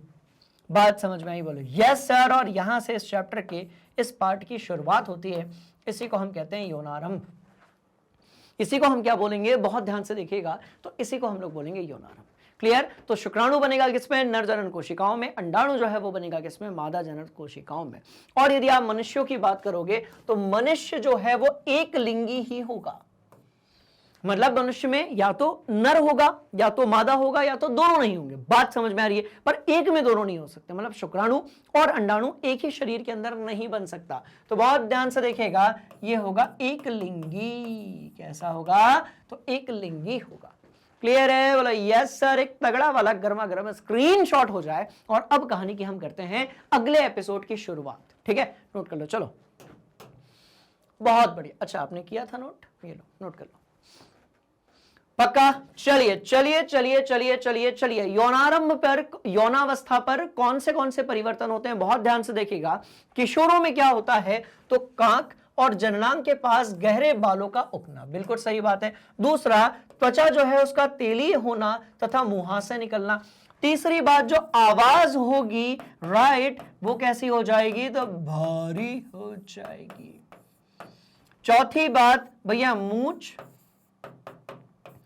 दाढ़ी के बाल का आना। बात समझ में आ गई? बोलो यस सर। इस तरीके से, ठीक है जी। और यदि हम लड़कियों की बात करें तो क्या होगा, स्तन का जो आकार है उसमें वृद्धि होने लगेगी और होने लगेगा रजोधर्म, जैसे हम लोग जो है और क्या बोलते हैं, तो इसको हम लोग और बोलते हैं मासिक धर्म। तो इसे हम और क्या बोलेंगे, तो भैया इसको हम बोलेंगे मासिक धर्म। बात समझ में आ गई? तो रजोधर्म होने लगेगा जिसको हम बोलेंगे मासिक धर्म। अपने आप में एक बड़ा टॉपिक है, इसके बारे में भी हम डिस्कशन करेंगे। क्लियर है कहानी? बोलो यस सर। और ये तो हमने जो है शरीर के रिस्पेक्ट में जो है परिवर्तन बताए, सिम्टम्स बताए। यदि हम हार्मोन के टर्म्स में देखेंगे तो एक दूसरे को लेकर जो आकर्षण है वो भी शुरू हो जाता है। क्लियर? बोलिए यस सर, नोट कर लो। चलो, बढ़िया वाली बात है। और इंटरेस्टिंग बात क्या है कि इस चीज को 10th क्लास के बच्चे बहुत अच्छे से समझ सकते हैं। पूछो कैसे? क्योंकि अभी अभी आप लोगों ने किशोरावस्था जो है उसमें कदम रखा हुआ है, 1 या 2 साल पहले, या इस साल को भी आप काउंट कर सकते हो। क्लियर है कहानी? बोलो यस सर। तो ये आप इसको को रिलेट कर सकते हो और इसको समझना और जानना आप लोगों के सिलेबस का भी पार्ट है और आपको जरूरी भी है। चलिए भैया, हाँ ठीक है, बहुत बढ़िया, ठीक है। तो लैंगिक परिपक्वता के ये सारे सिम्टम्स हैं, अपने को दिमाग के अंदर फिट रखना है। और हम बात करने वाले हैं, बहुत ध्यान से देखिएगा, नर जनन तंत्र के बारे में। और नर जनन तंत्र में कौन सी चीजें होती हैं, इसको आपको दिमाग के अंदर फिट रखना है। देखो, प्रत्येक बुक में और आपके स्कूल में भी इसके ना 2 डायग्राम्स बनवाए गए होंगे। जब आप नर जनन तंत्र की बात करेंगे तो इसके 2 डायग्राम्स बनाए गए होंगे। एक बनवाया गया होगा साइड व्यू और एक बनवाया गया होगा फ्रंट व्यू। पर देखो बेटा, साइड व्यू बनाने में आपको जाएगी दिक्कत। बात समझ में आ रही है? साइड व्यू बनाने में आपको जाएगी दिक्कत, तो मैं साइड व्यू और फ्रंट व्यू दोनों बना देता हूं, राइट। क्योंकि साइड व्यू में देखो, ये देखने में तो आसान लगता है, ऐसा नहीं है। बात समझ में आई? देखने में तो ये बहुत आसान लगता है, पर इससे ना हम ये मिस कर जाते हैं कि वृषण कितने हैं, शुक्राशय कितने हैं। बात समझ में आ रही है? तो जैसे एक वृषण यदि आप यहां पर देख रहे हो तो एक वृषण इसके पीछे भी है। क्लियर है कहानी? बोलो यस सर। हम तगड़ा वाला डायग्राम बनाएंगे और इस कहानी को आगे लेकर जाएंगे। ठीक है जी? बोलिए यस सर। तो देखो भैया, क्या क्या होगा, बहुत ध्यान से देखना। कौन सी चीजें होंगी वो अपन सब बना लेते हैं, कोई दिक्कत वाली बात नहीं है, नहीं है, नहीं है। चलो इस बार इस डायग्राम को बनाता हूं और फ्रंट व्यू, दोनों व्यू बना देते हैं। ठीक है? Yes sir. अपने को मूत्राशय भी बनाना है, चलो बना लेंगे हम, कोई दिक्कत वाली बात नहीं। आ जाओ, ठीक, पक्का? Yes sir. ठीक, साइड व्यू दोनों बना लेते हैं, जिससे आपको ये कहानी बहुत बढ़िया तरीके से समझ में आ जाए। क्लियर है? बोलो यस सर, बोलो यस सर, बोलो यस सर। चलो भैया, तो सबसे पहले हमने यहां पर बनाया वृषण। वृषण जो है, इसके अंदर शुक्राणुओं का निर्माण होगा और ये कहां पर पाया जाता है, तो बेटा ये पाया जाता है हमारे शरीर के अंदर। कुछ ज्यादा ही बड़ा बन गया, रुको, हाँ ये हो गया वृषण, ऐसा। और इस वृषण में जो है क्या पाया जाता है, तो ध्यान से देखिएगा, अधिवृषण पाया जाता है। ठीक है? तो ये वाला जो भाग है ना, इसको हमने कहा अधिवृषण। ठीक है जी यार, उस वाले डायग्राम से भी अपन ले सकते हैं। हाँ ठीक है, बहुत बढ़िया, ठीक है ना। चलो यहां कहीं पर जो है वो है मूत्राशय, तो उसको भी हम बना देते हैं। चलो ये लो, तो यहां कहीं पर है मूत्राशय। ठीक है? अब जो चीज बना रहा हूं उसको बहुत ध्यान से आप देखिएगा। मूत्राशय, और मूत्राशय से एक नली जो है वो निकलकर आगे की तरफ आती है, ऐसे। ठीक है? ऐसे तो नहीं, थोड़ी सी ऐसे। ठीक है? थोड़ी सी यहां से निकल के थोड़ी सी ऐसे, यहां से निकल के थोड़ी सी ऐसे। चलो इतने में अपना काम चल जाएगा। ठीक? और यहां पर होती है पुरस्थ ग्रंथि, बहुत ध्यान से देखेगा। तो यहां पर जो है क्या पाई जाती है, तो पुरस्थ ग्रंथि दोनों प्रकार साइड होगी। ठीक, दोनों साइड होगी तो उसको अपन पहले बना लेते हैं। ये हो गई, अरे रुको,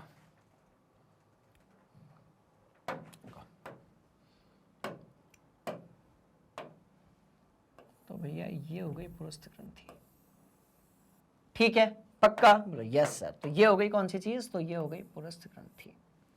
अब जो चीज बनाई जा रही है उसको बहुत ध्यान से देखिएगा, क्योंकि क्योंकि क्योंकि और यहां से रुको,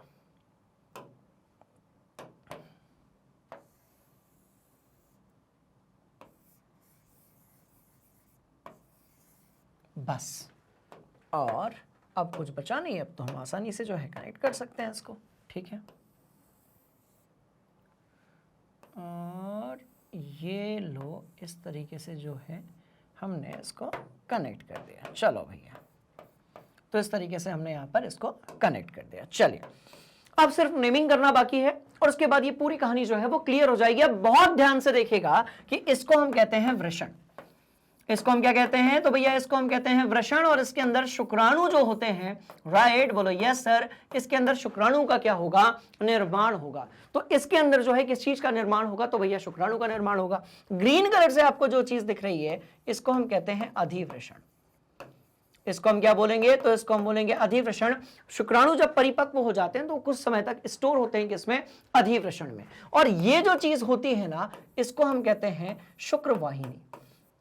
इसको हम क्या बोलेंगे, तो भैया इसको हम शुक्रवाहिनी बोलेंगे। बोलो यस सर। ये जो चीज है ये है मूत्राशय। ये कौन सी चीज है, तो भैया ये है मूत्राशय। ये जो चीज है इसे हम कहते हैं शिश्न, राइट, बोलो यस सर। जहां से वीर्य और मूत्र जो है दोनों ही बाहर आते हैं, पर एक बार में एक ही चीज बाहर आएगी। बात समझ में आई, बोलो यस सर। इसे बोलेंगे हम लोग मूत्र मार्ग। ये जो है ये बड़ी इंपॉर्टेंट चीज है जिसे हम बोलते हैं पुरस्थ ग्रंथि। बना लोगे, बोलो यस सर, बहुत शानदार। और भैया ये जो चीज है इसको हम क्या बोलते हैं, तो इसको हम बोलेंगे वीर्य पुटिका। वीर्य पुटिका, खत्म बात। तो इसको हम क्या बोलेंगे, हम वीर्य पुटिका। तो इतना आप बना लेंगे, बोलो यस सर। अब बहुत ध्यान से देखिएगा, बहुत सिंपल सी कहानी है कि वृषण ने शुक्राणुओं का निर्माण किया। स्टोर थोड़ी मात्रा में कहां पर हो गए, अधिवृषण में हो गए। आपने कहा ओके सर। उसके बाद शुक्रवाहिनी से होते हुए आगे की तरफ आपके शुक्राणु गए। अब बेसिकली आप यदि देखोगे तो शुक्राणु जो है वो क्या है, एक प्रकार की कोशिका है। आपने कहा हाँ सर, शुक्राणु जो है वो एक प्रकार की क्या है, कोशिका है। अब इस कोशिका को लंबा रास्ता ट्रेवल करना है। इसको जो है मादा जनन तंत्र में फैलोपियन ट्यूब के अंदर तक जाना है। बोलो यस सर। मतलब ये कि शुक्राणु को अब दो चीजें चाहिए। क्या चाहिए, तो भैया एक तो इसको तरल माध्यम चाहिए। बोलो यस सर, ये सबसे इंपॉर्टेंट पार्ट है। तो एक जो है इसको क्या चाहिए, तरल माध्यम चाहिए। क्लियर। तो एक इसको जो है वो तरल माध्यम चाहिए और दूसरा इसको पोषण चाहिए। आपने कहा हाँ सर, वो दोनों ही चीजें चाहिए।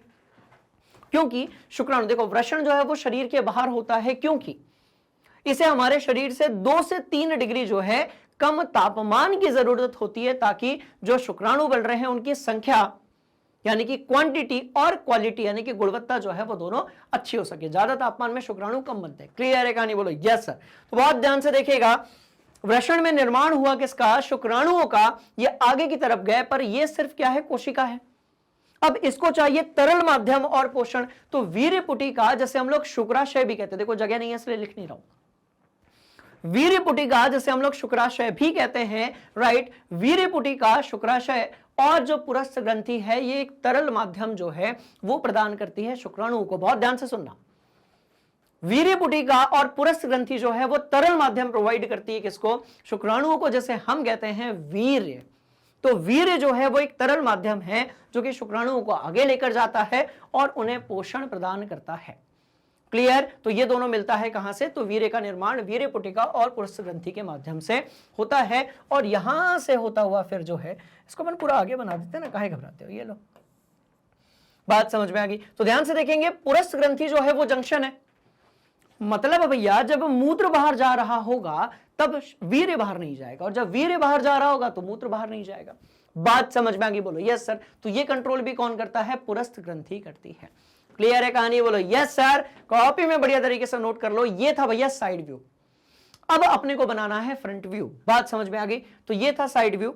अब हम बात करेंगे किसके बारे में, फ्रंट व्यू के बारे में। हमने अभी क्या देखा, साइड व्यू देख लिया, आप इस तरीके से देख सकते हो। अब देखो ये जो वृषण है ये 2 हैं, शुक्र वाहिनी जो है ये भी 2 हैं, वीर्यपुटिका जो है वो भी 2 हैं क्योंकि दोनों शुक्र वाहिनियों में कनेक्टेड होगी। क्लियर? तो ये बात किसकी थी?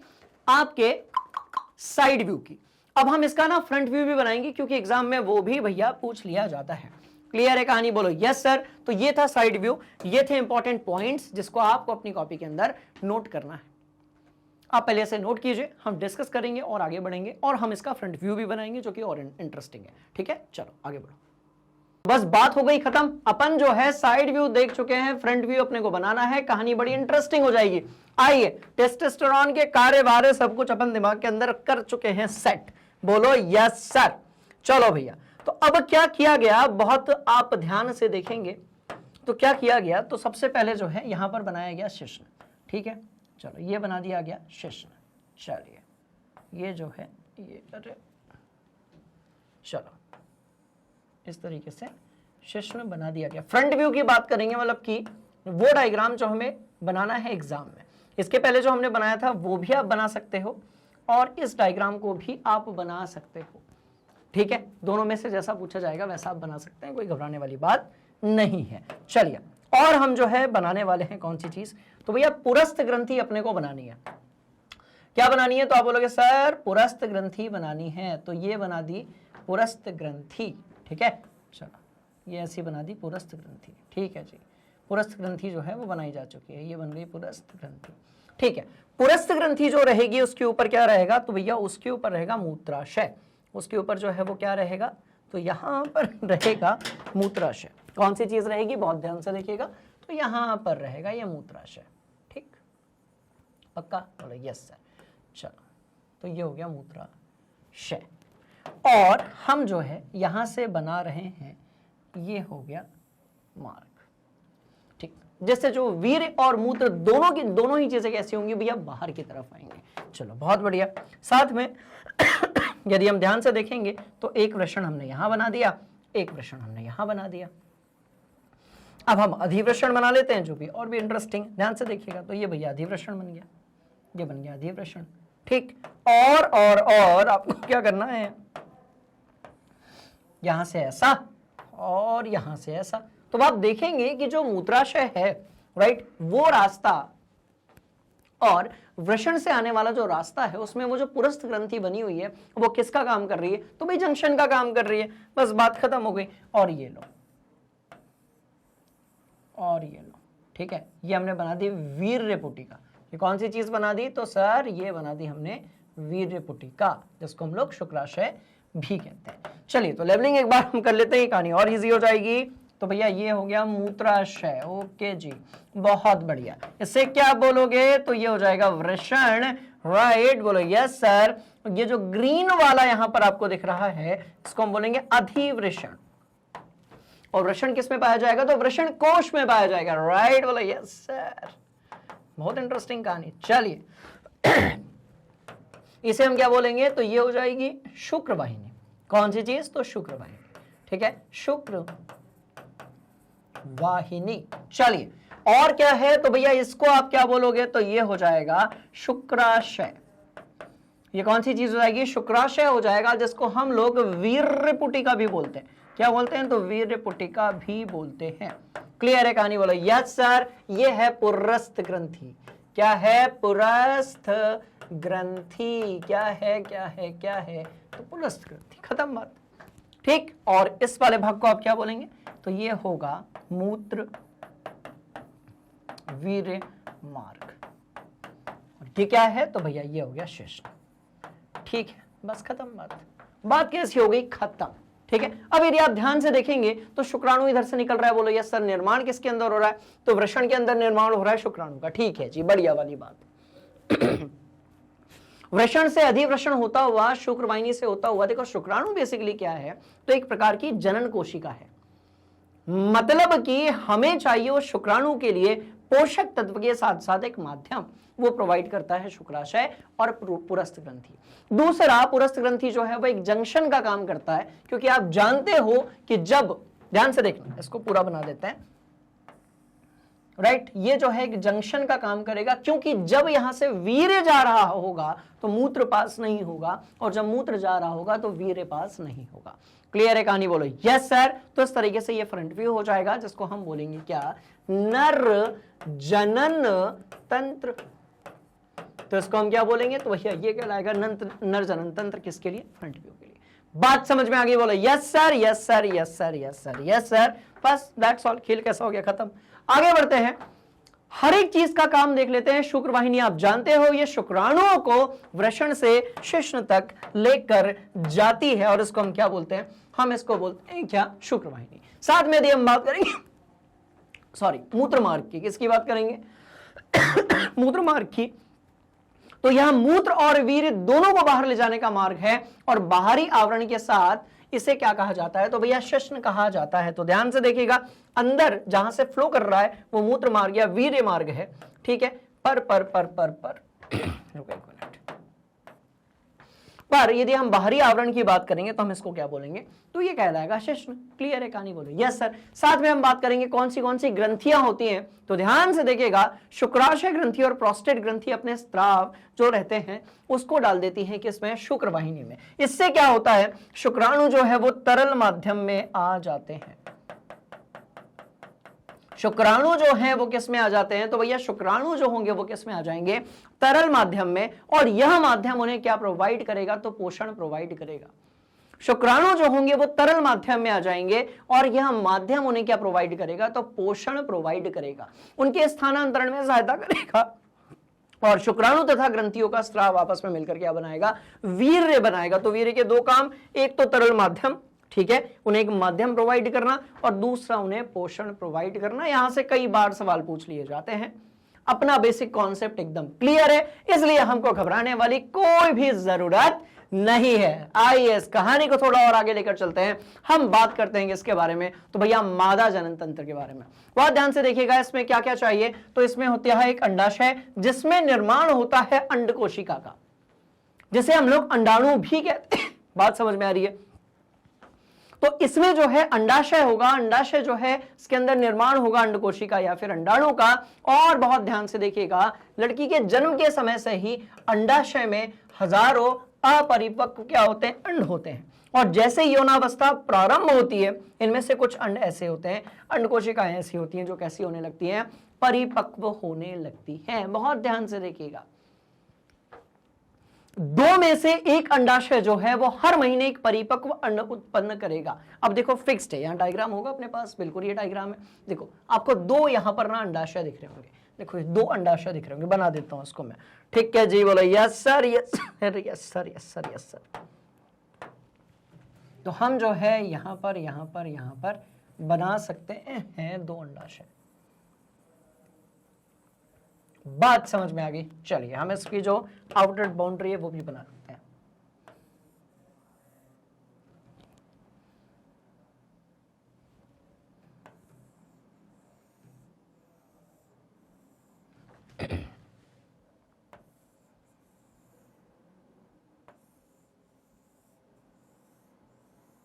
ये बना दिए हमने जो है दो अंडाशय। चलो भैया, तो सीधी बात ये है कि अंडाशय की यदि आप बात करोगे तो ये एस्ट्रोजन और प्रोजेस्टेरोन जैसे हार्मोन का भी क्या करता है भैया, उत्पादन करता है। चलो इसको यहां से हटाते हैं और चलते हैं सीधे डायग्राम की तरफ, और एक एक कॉन्सेप्ट को सीधे दिमाग के अंदर फिट करते हैं।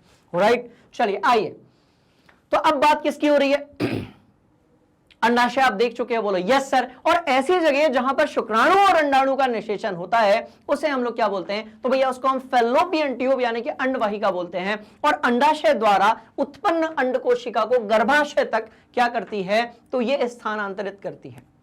और अंड कोशिका और शुक्राणु का निषेचन कहां पर होगा, तो बहुत बार बच्चे मिस्टेक कर देते हैं और उनका कहना होता है सर गर्भाशय के अंदर, पर एक्चुअल कहानी क्या है, कहां पर होगा निषेचन, तो वो होगा फैलोपियन ट्यूब यानी कि अंडवाहिका में। बात समझ में आ गई? तो आपको कौन सी चीजें बनानी है, बहुत ध्यान से देखिएगा। आपको बनानी है भैया सबसे पहले योनि, ग्रीवा, गर्भाशय, ये वाला भाग जो है वो गर्भाशय होगा भैया, अंडाशय और अंडवाहिनी। 1 2 3 4 5, तो ये 5 चीजें आपको दिमाग के अंदर फिट करनी है। ठीक है, बोलो यस सर। ड्रॉ कर लिए, बढ़िया कर लीजिए इसको बढ़िया से। थोड़ा प्रोसेस समझते हैं और आगे बढ़ते हैं, और इस पूरे चैप्टर का जो है वो समापन करते हैं बढ़िया से, है ना? चलो नोट कर लो, हरी अप। ठीक है, अब आपने नोट कर लिया, अब कहानी एकदम क्लियर है। तो अंडवाहिनी या अंडवाहिका जो है वो हम देख चुके हैं। अब यदि आप ध्यान से देखेंगे तो भैया यहां पर क्या है, गर्भाशय है। और गर्भाशय क्या है, तो ये एक प्रकार का थैलीनुमा संरचना है जहां पर शिशु का विकास होता है। और गर्भाशय की जो ग्रीवा होती है, ठीक है, गर्भाशय जो होगा वो ग्रीवा के माध्यम से कहां पर खुलेगा, तो भाई योनि में खुलेगा। क्लियर है कहानी, बोलो यस सर। ये सारे स्टेप्स को दिमाग में फिट रख लेना भैया, यहां से सवाल पूछे जाते हैं। अब सवाल पैदा होता है कि जब अंड कोशिका का निषेचन होगा शुक्राणु के साथ में, तब क्या होगा। बहुत ध्यान से देखिएगा, निषेचित अंड जो होगा उसको अपन क्या बोलेंगे, युग्मनज बोलेंगे। उसको हम क्या बोलेंगे, तो आप बोलोगे सर बहुत सिंपल है, कई बार हम लोगों ने पढ़ रखा है, इसको हम क्या बोलेंगे, युग्मनज बोलेंगे। कैसे मिलेगा, तो बहुत ध्यान से देखिएगा भाई, शुक्राणु है, आपने कहा ओके सर, शुक्राणु है, इसके साथ आपने क्या मिलाया, तो भाई अंडाणु मिलाया। चलो ठीक है, शुक्राणु है, और शुक्राणु जो है वो क्या है, तो ये है नर युग्मक। ये क्या है, तो शुक्राणु है नर युग्मक। और यदि हम अंडाणु की बात करेंगे तो ये क्या है, तो ये है मादा युग्मक। चलो, शुक्राणु जो है वो क्या है, नर युग्मक, और अंडाणु जो है वो क्या है, मादा युग्मक। ठीक है भैया, बहुत बढ़िया। दोनों को मिलाने पर देखो, दो युग्मक जब आपस में मिलते हैं, विपरीत लिंग वाले दो युग्मक जब आपस में मिलते हैं तो निर्माण किसका होता है, तो सबसे पहले युग्मनज का। तो उसको हम क्या बोलते हैं, जाइगोट बोलते हैं। बात समझ में आई। ये जो युग्मनज है ये परिवर्तित होगा किसमें, फिर भ्रूण में परिवर्तित होगा। किसमें होगा, तो भ्रूण में। और भ्रूण जो है वो परिवर्तित हो जाएगा किसमें, शिशु में। सिंपल सी कहानी, भ्रूण जो है वो किसमें परिवर्तित हो जाएगा, तो शिशु में परिवर्तित हो जाएगा। क्लियर है, पक्का, ठीक। चलिए, तो गर्भाशय में ये देखो, ये युग्मनज जो है वो बाद में कहां पर रोपित हो जाएगा, तो भाई गर्भाशय में। क्योंकि शिशु का पूरा जो विकास है वो बेसिकली कहां पर होने वाला है, गर्भाशय के अंदर। कहानी बिल्कुल क्लियर है। चलिए, तो गर्भाशय में जब ये रोपित हो जाएगा तो उसके बाद इसमें क्या होगा, देखो यहां पर सिर्फ ना युग्मनज में दो ही कोशिकाएं हैं, एक नर युग्मक और एक मादा युग्मक, मतलब शुक्राणु और अंडाणु, दो ही कोशिकाएं। फिर इनमें क्या होगा, बार बार जो है विभाजन होता जाएगा। और देखो, युग्मनज में दो ही कोशिकाएं, पर जब आप बात करते हो भ्रूण की तो उसके अंदर बहुत सारी कोशिकाएं, उसको हम बहुकोशीय कह सकते हैं, राइट। तो वो बहुकोशीय हो जाएगा, और उसके बाद जब उसको और पोषण मिलेगा, जब फिर भ्रूण में सभी अंग बनना शुरू हो जाएंगे, तो उसके बाद वो लगभग 8.5-9 महीने के बाद जो है शिशु में पूर्णतः परिवर्तित हो जाएगा। क्लियर है कहानी। सवाल पैदा होता है कि सर देखो, भ्रूण से शिशु में परिवर्तित होने के लिए बहुत सारे पोषण की जरूरत है, वो पोषण कहां से मिलेगा, तो ये मिलता है प्लेजेंटा से, जिसको हम लोग अपरा भी कहते हैं।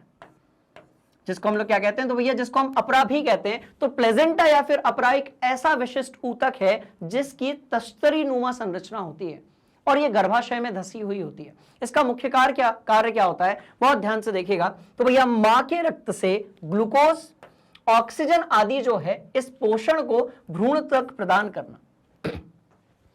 बात समझ में आ रही है, मतलब मां के रक्त से ग्लूकोज चाहिए, ऑक्सीजन चाहिए और पोषण चाहिए। एक बात बताइए आप मुझे, जब भ्रूण जो है वो बड़ा हो रहा है तो उसके प्रत्येक अंग में भी फिर क्या होगा भैया, सीधी सी बात है, श्वसन होगा, क्योंकि ऊर्जा की जरूरत होगी। बात समझ में आ रही है। तो उसके लिए अपने को ग्लूकोज भेजना पड़ेगा, उसके लिए हमें ऑक्सीजन भेजना पड़ेगा, उसके लिए हमें जो है और दूसरे जो पोषक तत्व होते हैं उसको भ्रूण तक पहुंचाना पड़ेगा।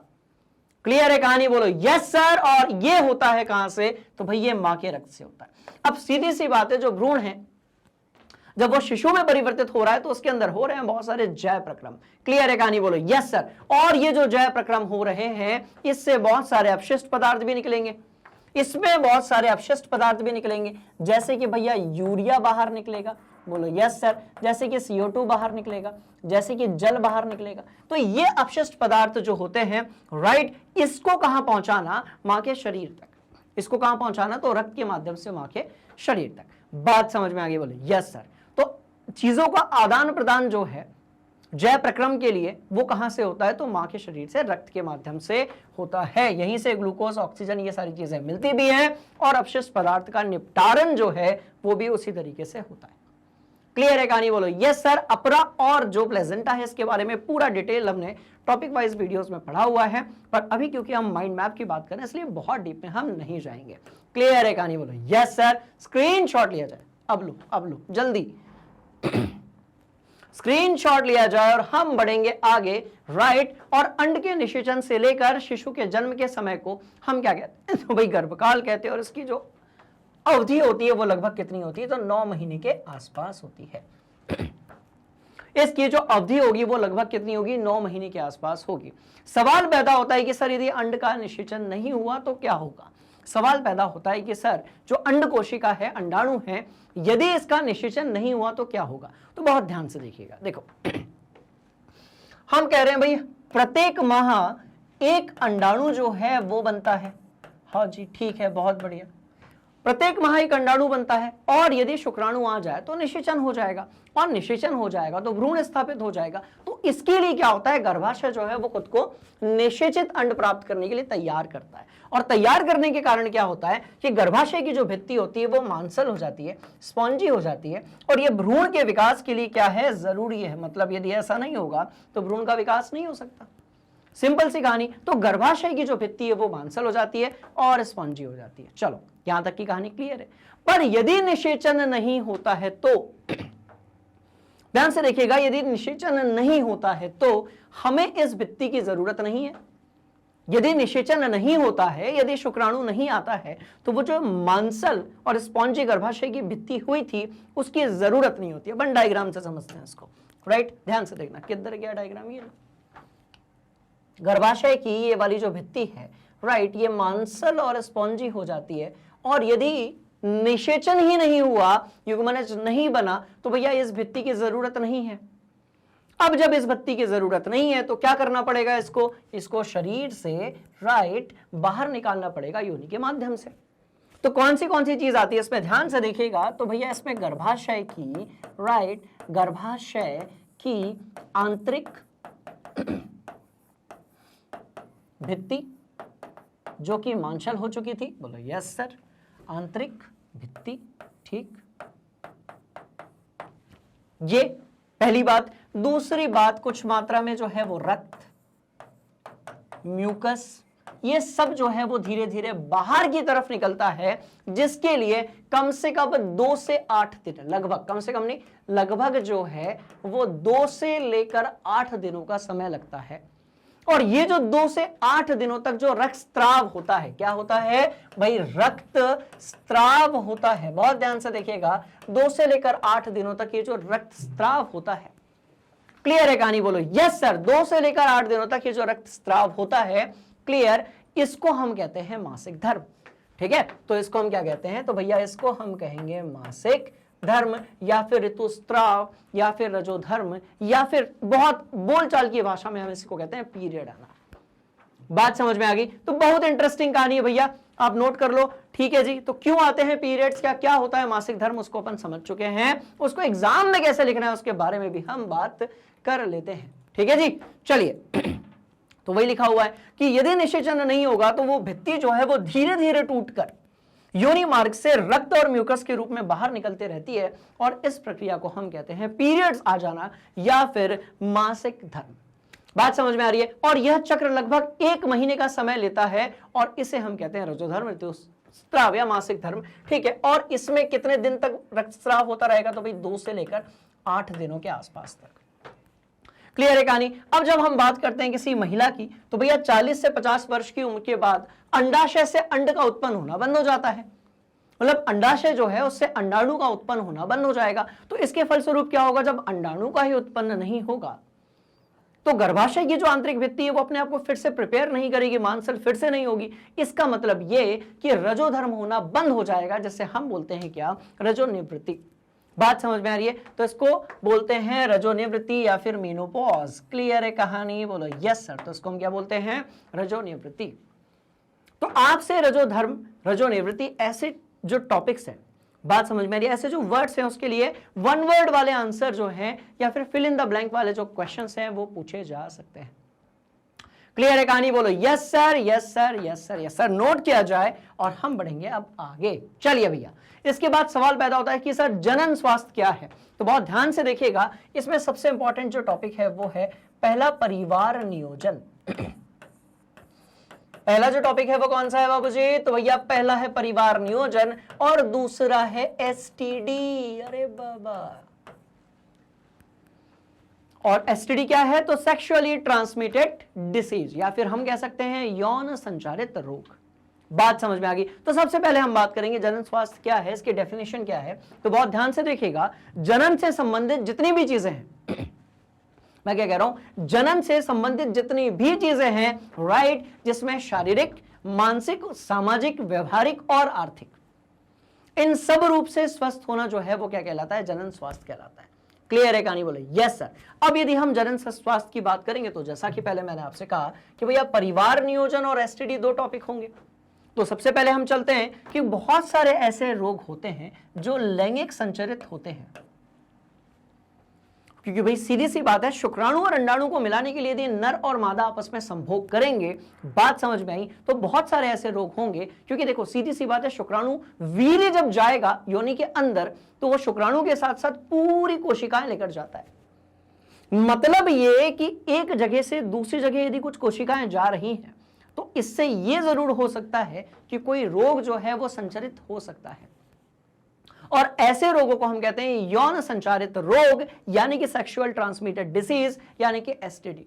बात समझ में आ रही है? और ये जो है अलग अलग प्रकार के हो सकते हैं। जैसे हम बात करेंगे कि जीवाणु जनित रोग हैं, तो भैया गोनोरिया और सिफिलिस दोनों के बारे में पूछा जाता है कई बार। तो यहां ध्यान से देखिएगा, जीवाणु जनित रोगों की जब आप बात करोगे तो दो एग्जांपल्स निकल कर आएंगे, एक है गोनोरिया, दूसरा वाला है सिफिलिस। साथ में यदि हम बात करेंगे विषाणु जनित, तो भैया इसमें मस्सा है और क्या है, एचआईवी एड्स है। इसमें जो है मसा है और क्या है, एचआईवी एड्स है। बात समझ में आ रही है? और इनसे रोकने के लिए हम उपयोग कर सकते हैं किसका, कंडोम का। तो जब अभी हम परिवार नियोजन की बात करेंगे, हम गर्भ निरोधक युक्तियों की बात करेंगे, बात समझ में आ रही है, तब हम बात करेंगे इन सारी चीजों के बारे में।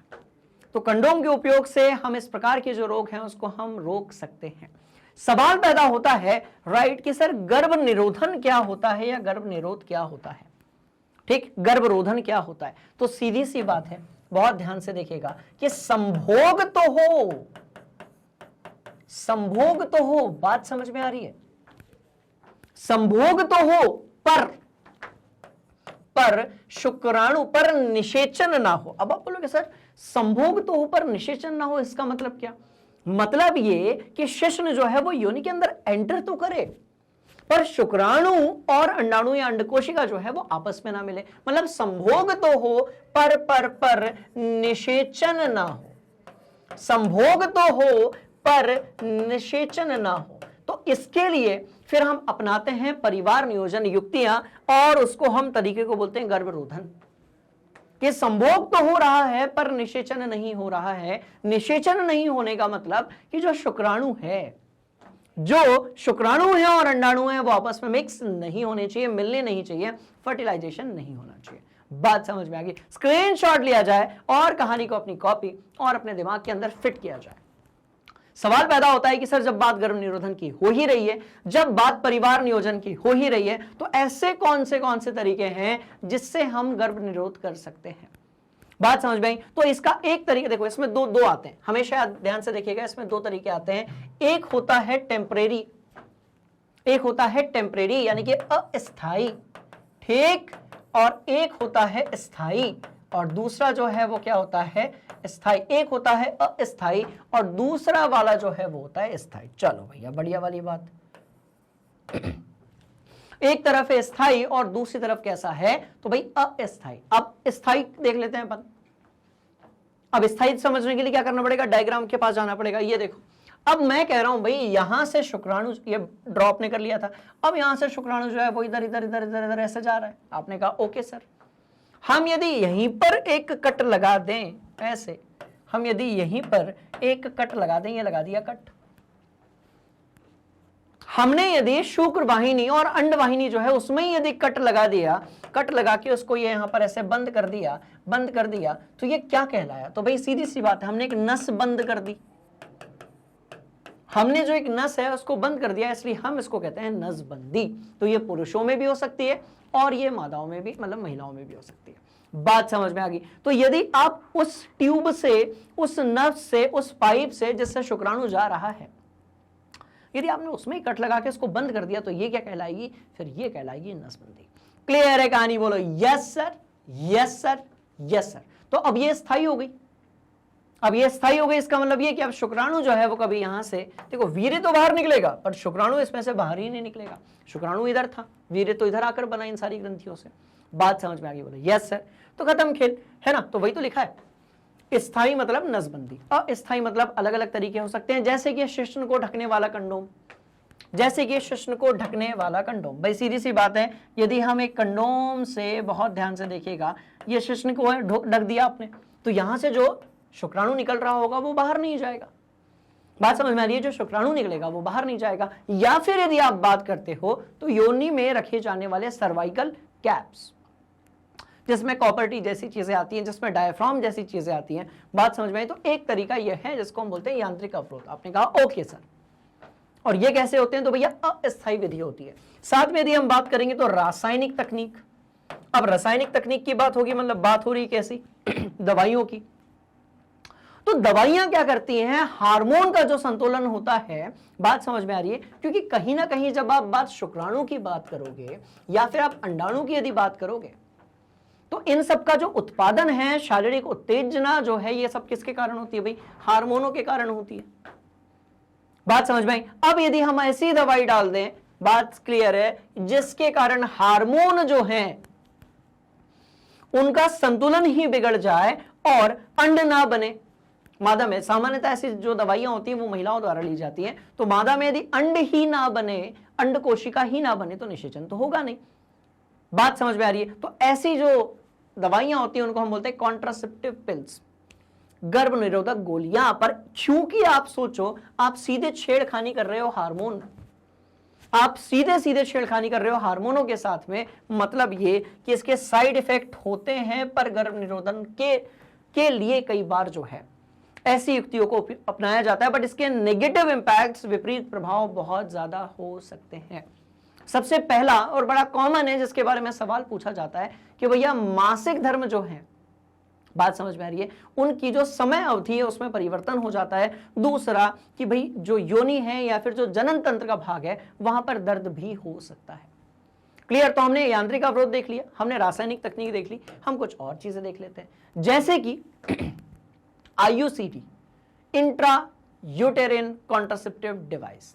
ठीक है, जिसमें हम लूप या कॉपर-टी को उपयोग करते हैं। कहां पर? तो भैया गर्भाशय में स्थापित कर दिया जाता है, जिसके कारण गर्भधारण नहीं हो पाता है, जिसके कारण गर्भधारण जो है वो नहीं हो पाता है। एक और तरीका है जिसको हम कहते हैं स्थायी विधि, जिसके बारे में हम ऑलरेडी डिस्कस कर चुके हैं कि भैया पुरुषों में आप शुक्र वाहिका को रोक दीजिए, जो कि अभी हमने देखा था, नसबंदी कर दीजिए, या फिर महिलाओं में यदि आप अंड वाहिनी को अवरुद्ध कर देंगे तो अंड जो है उसका स्थानांतरण नहीं होगा और शुक्राणु अंडाणु से नहीं मिलेगा, और यदि निषेचन नहीं होगा तो गर्भ नहीं ठहरेगा। बहुत सिंपल सी चीजें हैं, सब कुछ टॉपिक वाइज में एकदम डीप में पढ़ा है। यदि समय है तो वो देख लेना, नहीं है तो माइंड मैप से आपका काम चल जाएगा और आपके क्वेश्चंस को हम पूरी तरीके से कवर कर लेंगे। ठीक है जी? बोला यस सर। आगे बढ़ेंगे, स्क्रीनशॉट लिया जाए तगड़ा वाला।